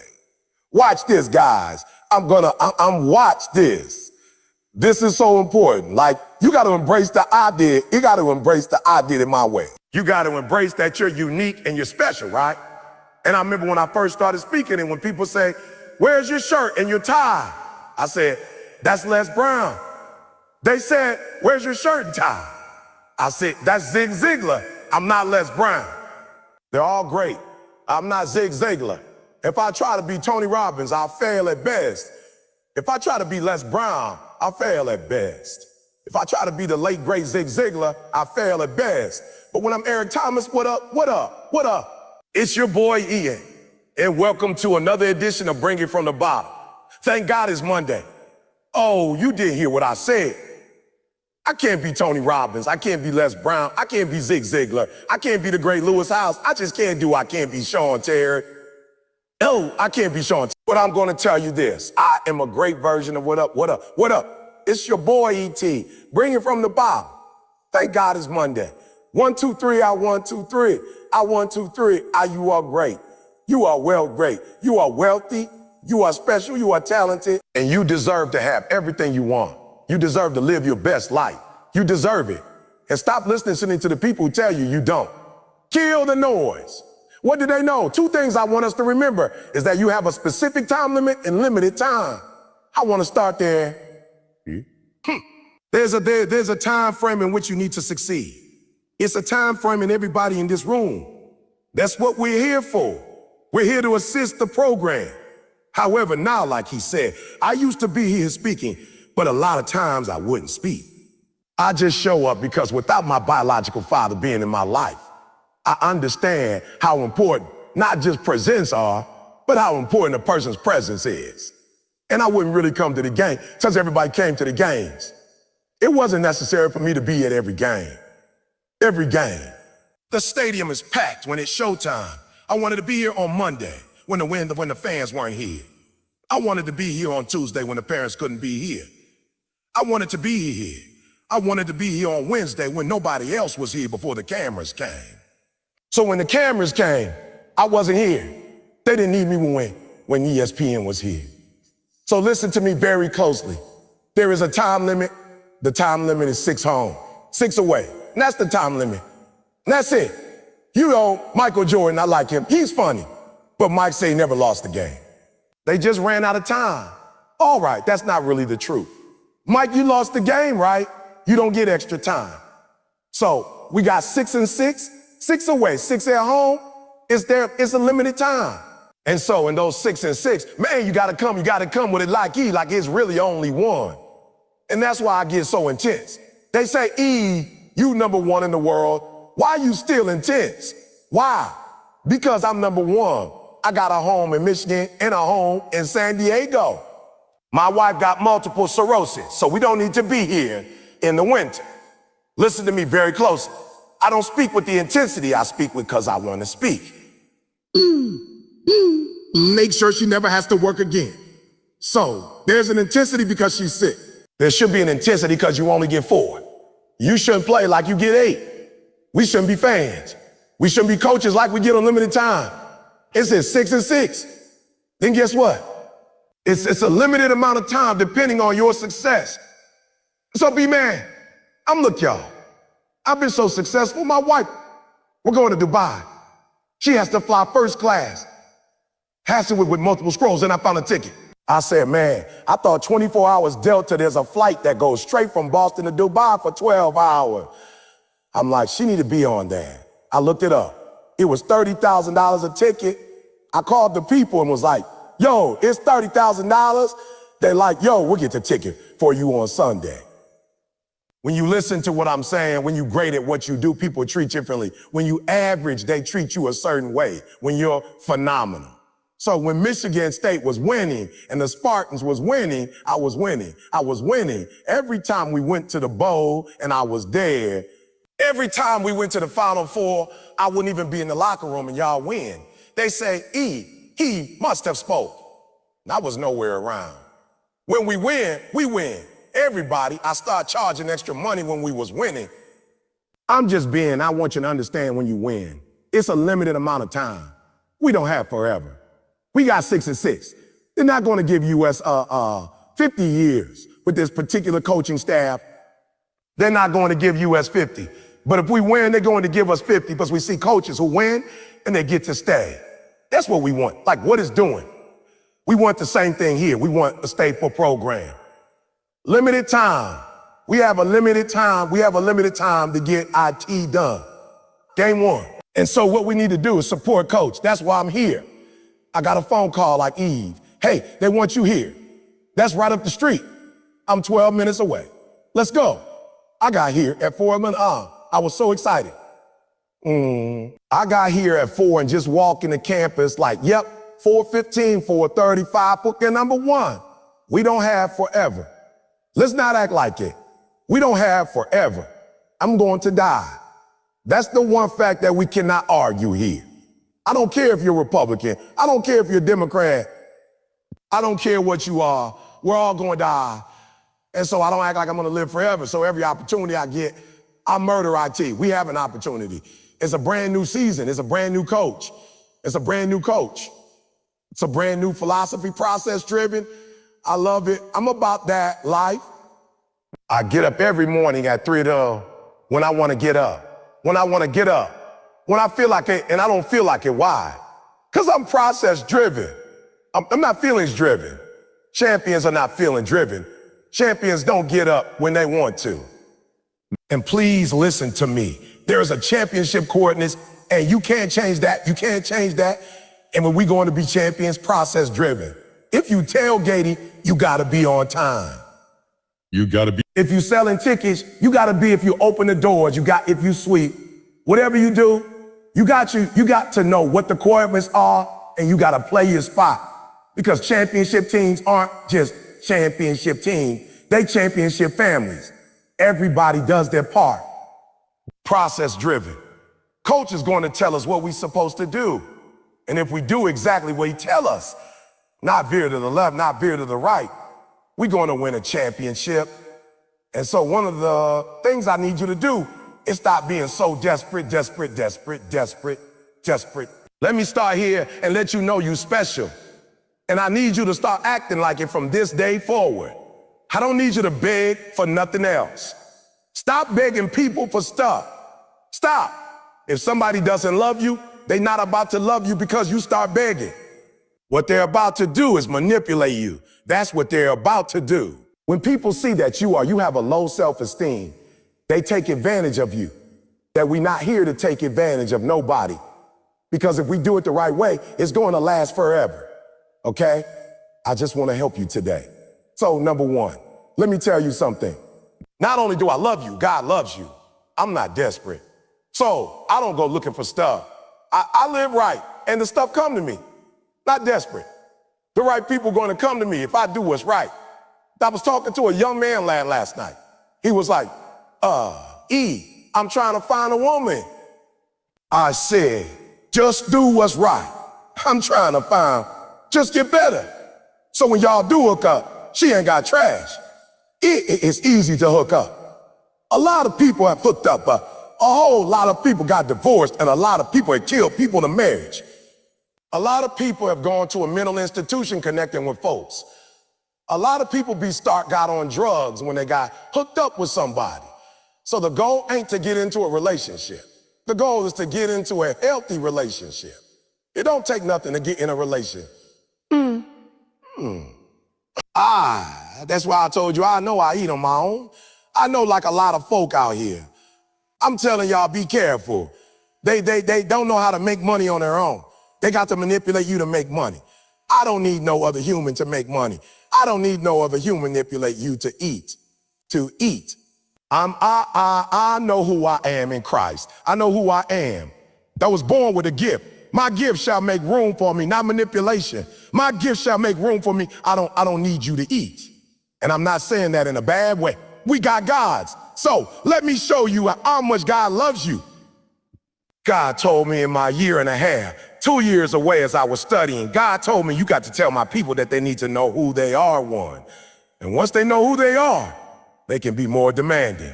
It's difficult for you to be demanding when you got a low self-esteem. It's difficult. It's difficult for people to get what's yours. Listen to me. If you don't have confidence, you will work for your inheritance. Yeah, they missed it. They missed it. Like when you got a low self-esteem and you hurt, you will work for what God already gave you. You just so screwed up. You will work for what God already naturally gave to you. And so I'm not here to manipulate you. But two things. One, you got to love yourself. Hey. Number two, you got to be demanding. It ain't black. It ain't white. It's demanding. And the reason why you're not where you want to be, it had nothing to do with nobody else, is you got a low self-esteem. You stop believing at some point in who you are. And now you got to be connected to somebody else in order to feel like you somebody. Or you got to work to feel like. Have you lost your mind? You think a job makes you who you are? You think because you make money that makes you, you are. So we're going to say it together, and we're going to keep saying it throughout my hour here. I will. I must. I must be demanding. Be demanded, I can. I will. I must be demanding, I must be demanding. Some of y'all, you're a substance abuser. You gotta start being demanding, cat calling. Your name, you can't tell it, no. You gotta be demanding. That relationship that you know was to your demise. You so sick that you wanna go back to it. You gotta be demanding and tell your sick self, no. No. You thought I meant demanding to them. The reason why you can't demand nothing from them is because you can't demand nothing from yourself. When you learn to control you and put you on punishment, it's easy to do out for the next human. I will, I must be demanding. Be demanding. Oh, we're gonna get to it before we leave. You can't even say demanding, right? Look, that's my whole message. It's just going to take me some time to get you there. I will. I must be demanded. I must be demanding. I must be demanding. You going to get it, IT? I will, when you feel in your spirit, I must be demanding. I I must be demanded. Demanded. So say it with me. I will never be average. On three. 1, 2, 3. I will never be average. How many of you standing here average? You say it. I will never be average. Say it like you mean it. 1, 2, 3. I will never be average. Good. I'm feeling it. 1, 2, 3. I will take ownership. We gonna add that. 1, 2, 3. I love it. She got it. We gonna do it together. I will never be average. I will take ownership. 1, 2, 3. I will never be average. I will take. Come on. I'm talking to somebody. We going to get IT out of you right now. We going to get IT out of you. We going to get IT out of you on 3. We going to get IT out of you. When you leave this room, you will take full ownership. Oh, and the reason why I say it's my fault, even when it's not my fault, because when I say it's your fault, I give you power. I give you control over my life. And I will never give another human control over my life. It's my fault. It's my problem. I'm coming up with a solution for it. It's my fault. It's my problem. It's my solution. I'm taking ownership. Come on. Say it with me. I'm taking ownership. I'm taking ownership. Come on. I'm taking ownership. I need everybody to sit down here. Here's what I need you to do. If your father wasn't in your life, your mother wasn't in your life, you were a foster child. Something bad happened to you. Somebody verbally, sexually abused you. It's not your fault. But if you've been giving power to those people, I want you to stand right now and take your power. Where are you? I want you to stand and say, I'm not doing it no more. I'm not giving nobody else power no more. I'm taking it. Where are you? I need you to stand. Listen to me closely. I'm not saying it's your fault, but it's your solution. I'm not saying you didn't do it, but you owe it to yourself in this country to let that stuff go so you can be what you're supposed to be. Now, I'm going to count to 3 because it's somebody else. You got a lot of pride, and that's why you where you are right now. Let your ego go. You are amongst family. Let your ego go. You're amongst family. Let it go. You need to stand because you're still holding somebody else hostage for what they did to you, and I need you to let it go. Where are you? I want you to stand right now. 1, thank you. 2, thank you. Let it go. Come on, let it go. Come on, let go. Where? I see you. Come on, somebody else, come on. This is just number 1. I got to get past this one. I got to get past number 1. You're still sitting. Come on. You're sitting, come on. You're sitting, come on. Let it go. Let them go. They don't deserve that much power over your life. Let them go. I know they hurt you. Let it go. They only still have power because you're still holding on to IT. Stop being average. Average people can't forgive. Average people can't let go. The great, we do whatever it takes for self-preservation. We do whatever it takes to be happy. You think I want to let my biological father off the hook? You think I want to let him off the hook? He left my mom. He left me. You think I want to let my man off the hook? I was with my family my whole life. I thought he was a friend of my family. I didn't know he was my father. I know my grandma. I know my aunts. I know my cousin. I just thought he was a friend of the family. And I asked him why. He said, your mother said. I said, my mother said. How dare know you're right. My mother said that wasn't the answer I was looking for. But if that's the answer you had, I'll take it and I'll take the rest of my life. And I'll be happy the rest of my life. Come on. I want you to say with me, I can, I will, I must, come on, I can. This is your life, not mine. You should be more excited about your life than I am. I will, I must. I must get past this. I can, I will, I must. Hold on 1 second. 1 quick second, because I want to talk to the successful people. You too can get past the success you living right now. You're not finished. If you're alive, you're not finished. I know you feel good about yourself because you're doing better than your brother and your sister. But the Creator ain't comparing you to your sister. He's comparing to you the gift that you have. He's not comparing you to your brother. Now, I'm going to say it one more time.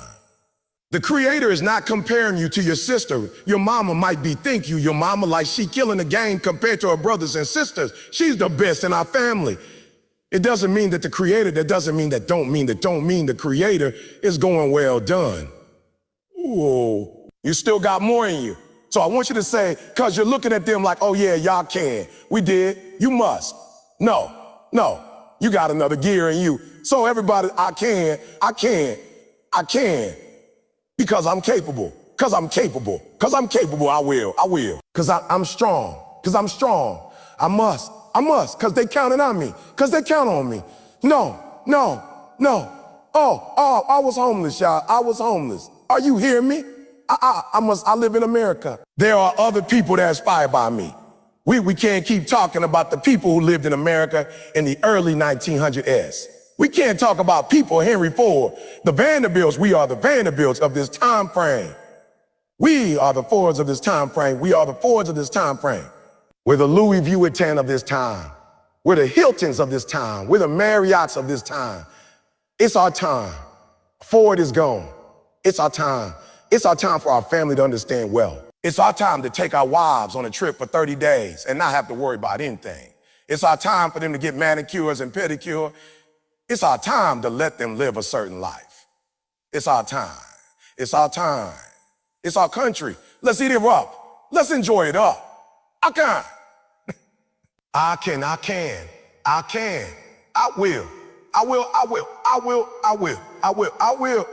will my way through every situation, every trial, every triple. I will my way through it. Don't care if it's cancer. I will my way through it. I don't care if it's miss. I will my way through it. I don't care if I'm struggling in school and I'm trying to get a degree. I will my way through it. I don't care if you failed the boards. Go again. I don't care if you failed the law exam. Go again. Will your way through our top? Some things you can skill yourself through, or some stuff you got to will your way through. There are some things that you're naturally gifted at. Others you got to will your way through. I will my way through homelessness. I will my way through that jail. I will my way through that PhD. I will myself to 30 years plus of marriage. I will my way through to be a better father. I will my way through those books. I will. Come on. I will. Come on. I must. I never knew it until I saw it. I was like, yo, you super emotional. That's sweet on you. That's sweet on YouTube. That's sweet when you're talking to 10,000 people. But when you one-on-one with your girl, that's too much energy and you got to pull it back. When I took the test, I saw my girl in 99D, which means when you start coming there like that, I had one thing I couldn't overcome. But when I got the test, I saw what I was doing wrong. Listen to me very closely. You keep saying you ain't on the next level because the economy. You keep saying you ain't on the next level because of racism. You keep saying you ain't the next level because it ain't a season. You keep saying you ain't the next level because they don't love you. You keep saying you ain't in the next level because the opportunity ain't there. The truth of the matter is that you ain't there because you ain't there. Come on. I could have fixed this years ago, but I didn't know it was a problem. But that's why it's important to do professional development. I spent money to get this after I got my PhD because I wanted to get better because it wasn't working. And although we might not have argued, it might have been like once every 3 months. But let me tell you something. You don't argue for 3 months. That month, that day, you do argue. It negates everything. It tears everything up. And I was tripping because I was like, it ain't fair for you to tell me not to be emotional just because you ain't emotional. But it was like, it doesn't matter. Do you want this marriage to work or not? And there are some of you, you know what you want. You know what you want, but you are not personally willing to do the work IT takes to get it. What you're trying to do is do what you've done on this level and get the next level. Trying to do exactly what you do on this level. You're like, I'm getting up every day. I'm putting in 2.5. I'm putting in 3, and I'm not getting the opportunity. The opportunity might require 3.5. I'm lifting weights. I'm eating right, and I'm not getting the opportunity. IT might require getting up and working out 3.5. It might require you saying no to your friends.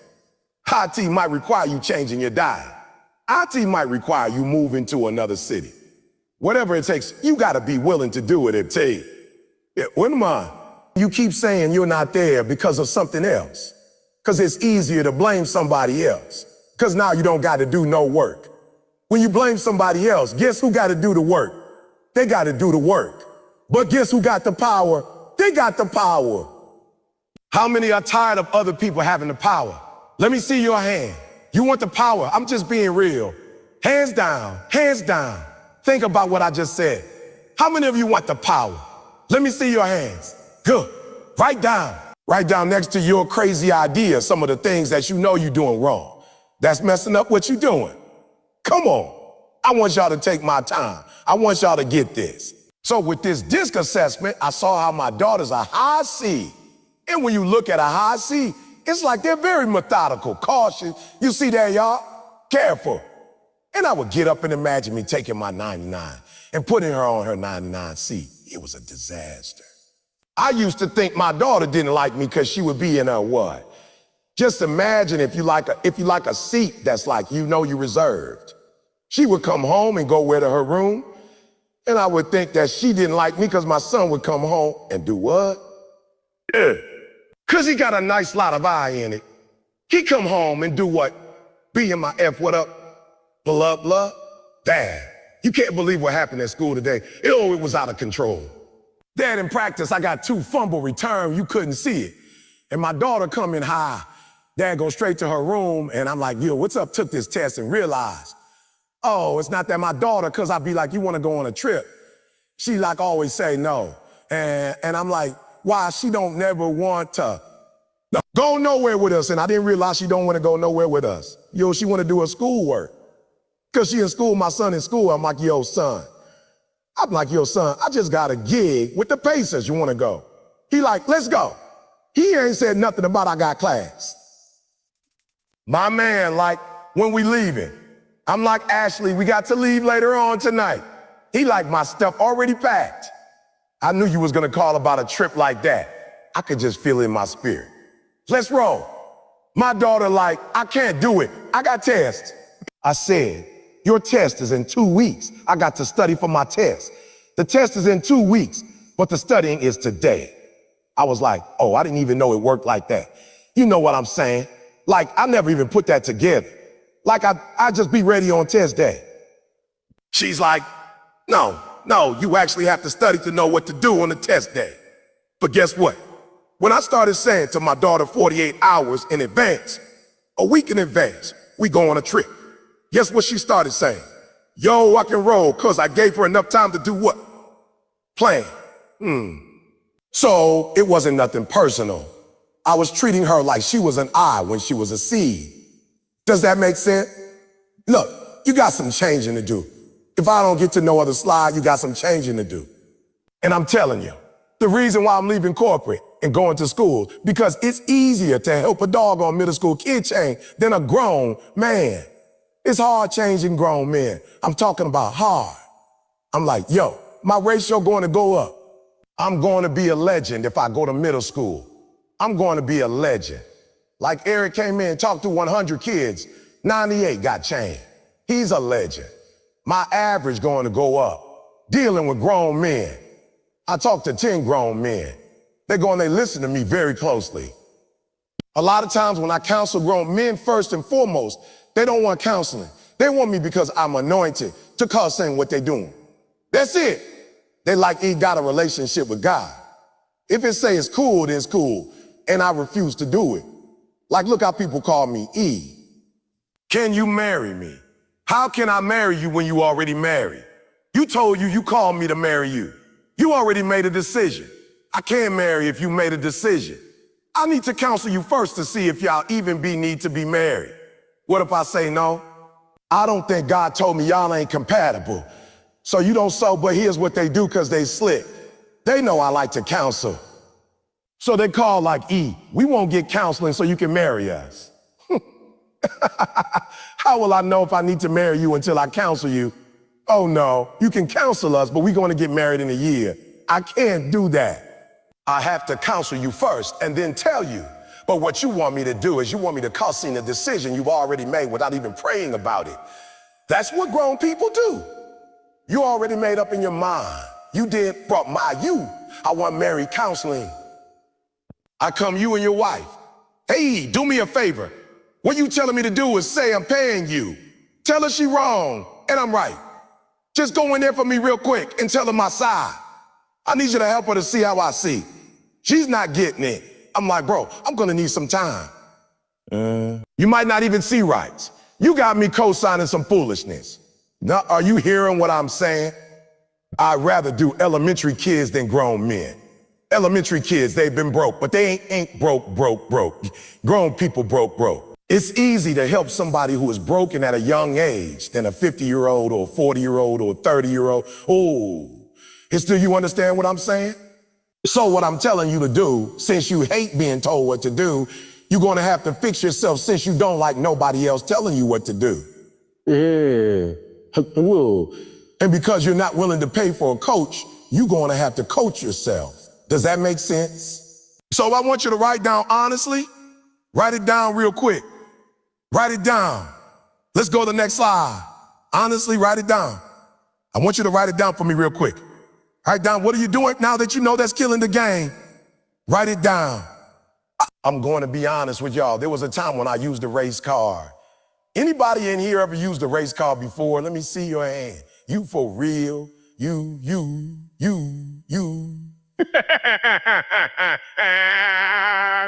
Oh, it's real, but is it real? No, because when you use a race car, who has the power? Good. We don't even know who got the power. Good. Can I get some water? All right. Watch this real quick. Watch this. So we just bought a building, y'all. This crazy. We just bought a building, right? And what I didn't know, because I'm new to the game, when you buy a building, you buy it in the neighborhood. And although you own it, you don't what? Who you don't own it all the way? Who makes the decision? So we done bought this building. I'm about to try to turn it into church. The city didn't say nothing to me about what I could and couldn't do till after I bought it. Then when I bought it, they like, we don't even know if we're going to give you a permit to do what you're trying to do. When I tell y'all, we went to a meeting and we in the backwoods of Michigan.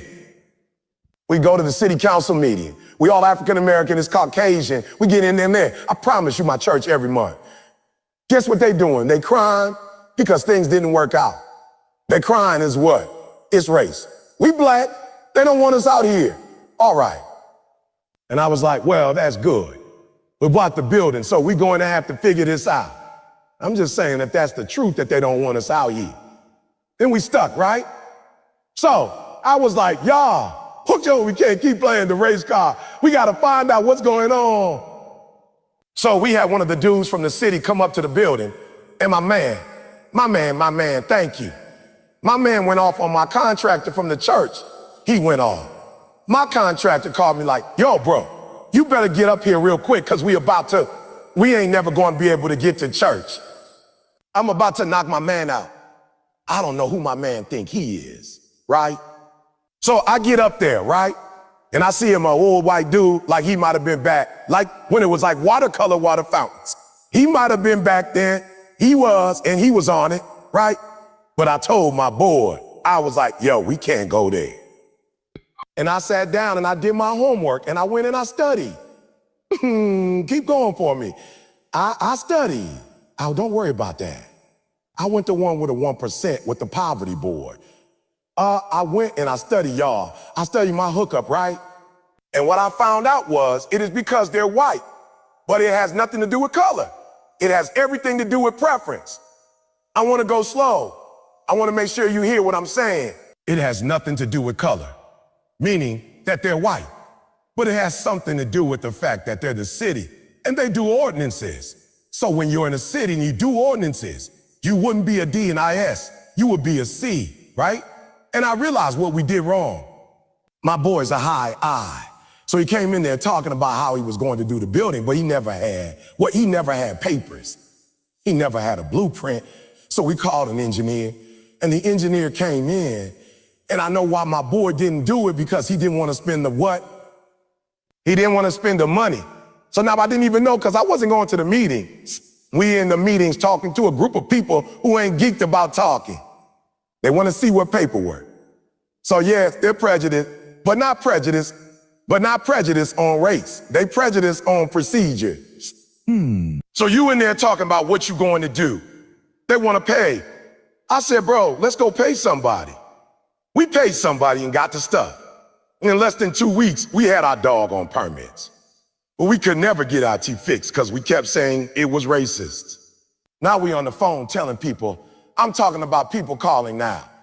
Oh, girl, you ain't going to believe it. We just left the meeting. Racism. They just spread the whole thing through this, the whole church on some racism stuff, and it ain't even racism. It's structure. Anybody got time in no city council me talking about your plans? They want to see your plans, and then they are a little nervous because there's been no black establishment in that city ever. We the first ones. They might have scrolled through BIT and saw some stuff on BIT and was like, they about to bring BIT up this joint. I ain't mad at them. They're like, well, we don't know what's coming out here. I'm just being real. Because listen to me very closely. Once they give you the permit and they call scene at that point, you can do whatever you want to do. And there are, what do you call them? Adult facilities between 3, right between our church. So they're thinking they come in here with all that come on. They come here with all that stuff. They're going to disrupt the who? The older people in the community. The culture. The culture. They're going to disrupt the culture. We got the blueprints, got the building finished. Couple of them came in the building. They knew what it was before and they looking like, whoa, this joint is fire. But they would have known that off the cuff if we would have came in with there's something that is blocking your next level, and it's you. And you want to keep saying it's somebody else. It's this company I work for. They ain't showing me no love. They ain't showing you no love because you ain't doing something to make them show you love. They see how all over the place you are, and they're going to take advantage of it. They see you ain't got no structure. You ain't got no 5-year plan, 10-year plan. You ain't got stuff together. They see it. So over here, real quick, somebody be honest over here about why you can't get to that next level.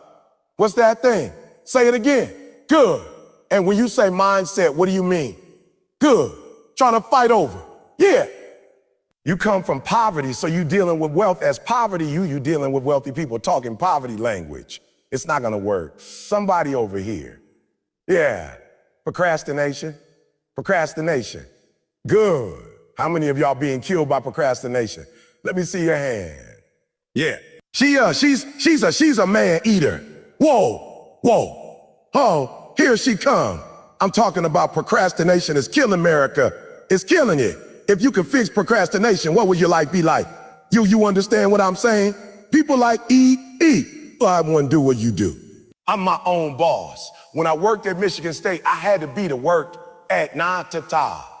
When I work for myself, I get up at 3:00. When I worked at Michigan State, I get to leave at 5. When you work for yourself, you don't have no time when you get off. You don't get off. You stop when the work is done. I work harder for myself than I did and you talking about you want to work for yourself. No, you don't. You can't show up for another man. If you work for yourself, you be sleeping all day. You'd be like, I work for myself. I'm good. I ain't getting up today. You know what I'm saying? I'm just taking a day off. I'm just being real. There are those of you who work for yourself. You don't even have a plan. You don't even have like a vacation package for yourself. You just get to get off whenever you want to. What kind of job is that? You can just take off when you want to. That ain't no real job. You ain't got no insurance. You ain't paying yourself. But when you had a job, you could get there for them when they wanted you to get there. No, you had to tell them when you was gonna be sick, when you want, but for yourself, you ain't gotta do nothing. That's why you can't blow up. You ain't got enough discipline to discipline you. Come on. That's why you making the money you making. Because you gotta let somebody else do it. Because you don't have enough sense to do it for yourself, you gonna tell me, you get up at 3, go,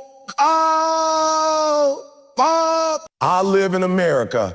You mean to tell me I could be a multi-millionaire by getting up at 3:00 in the morning, I do it every day, and guess what? When I get my paper, I take a nap when I'm tired. Ain't nobody say I gotta get up at 3 and stay up at 3. Get up at 3 and stay up at 3 till the afternoon. I just gotta get up at 3 and get all my work done before y'all get up. I just gotta make all my phone calls while y'all still asleep. I just gotta make all my phone calls while y'all partying. I came down to get on the treadmill this morning at 1:58 a.m. I finished working out. I think it was about 3 till 3:15. I got on the elevator. You know I'm talking about solo. It was just me and my man who was cleaning up. There was nobody there. I get on the elevator. I'm going up the elevator. It stopped on the lobby level. I'm like, shoot. I'm just trying to be real, y'all. I ain't trying to be seen at 3 till 0 a.m. Winnie, what up? I was seeing your video and I wanted to know about it. I'm like, it's 3. It's 3. Come a hoe at me at 8. Like that's when I go on ET to the hip hop preach. I'm just Eric at 3 till in the morning. Oh, you see what I'm saying? So when he hit lobby, I was like, man, here comes somebody about to ask me a ton questions. I'm trying to take a shower. I stink. I'm really not in the hip hop preacher mode. Boom, lobby level. I see a young lady. She probably in her 20s. She looking at the elevator. I'm like, okay, you getting on or you not getting on? She was like, man, I hope I don't get shot. You know what I'm saying? I'm just from the city. I'm like, okay, ain't no telling. My cousins all got guns in their bags in Detroit. I'm like, I'm in the elevator alone.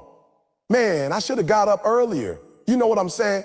I'm going to bed from working out. She going to bed from being drunk. I felt so bad for little mom. I'm like, yo, you don't even know where you are. You don't even know who I am. You don't even know you on the elevator with me. You don't know who I am. You don't know what my mo is. You so drunk, though, that you ain't even saying you so stupid. You ain't even drunk with somebody. You drunk by yourself as a female in Miami. You on the elevator. You don't know where you are. You don't even know my homegirl. I was just about to be like, yo, which room you going? Dog, can she come to our room till she get? Because she don't even know which room she in. And I'm talking about the elevator smell like wrench, like alcohol. She hit the button, get off. Yeah, she hit the button, get off. I'm like, God, please help that girl to get to her room with nothing to happen to her. We two humans. We both live in America. One of us getting up at 1:0 to grind and going to take a shower at 3 to get the day started. One of us just coming from the club and don't know where we are.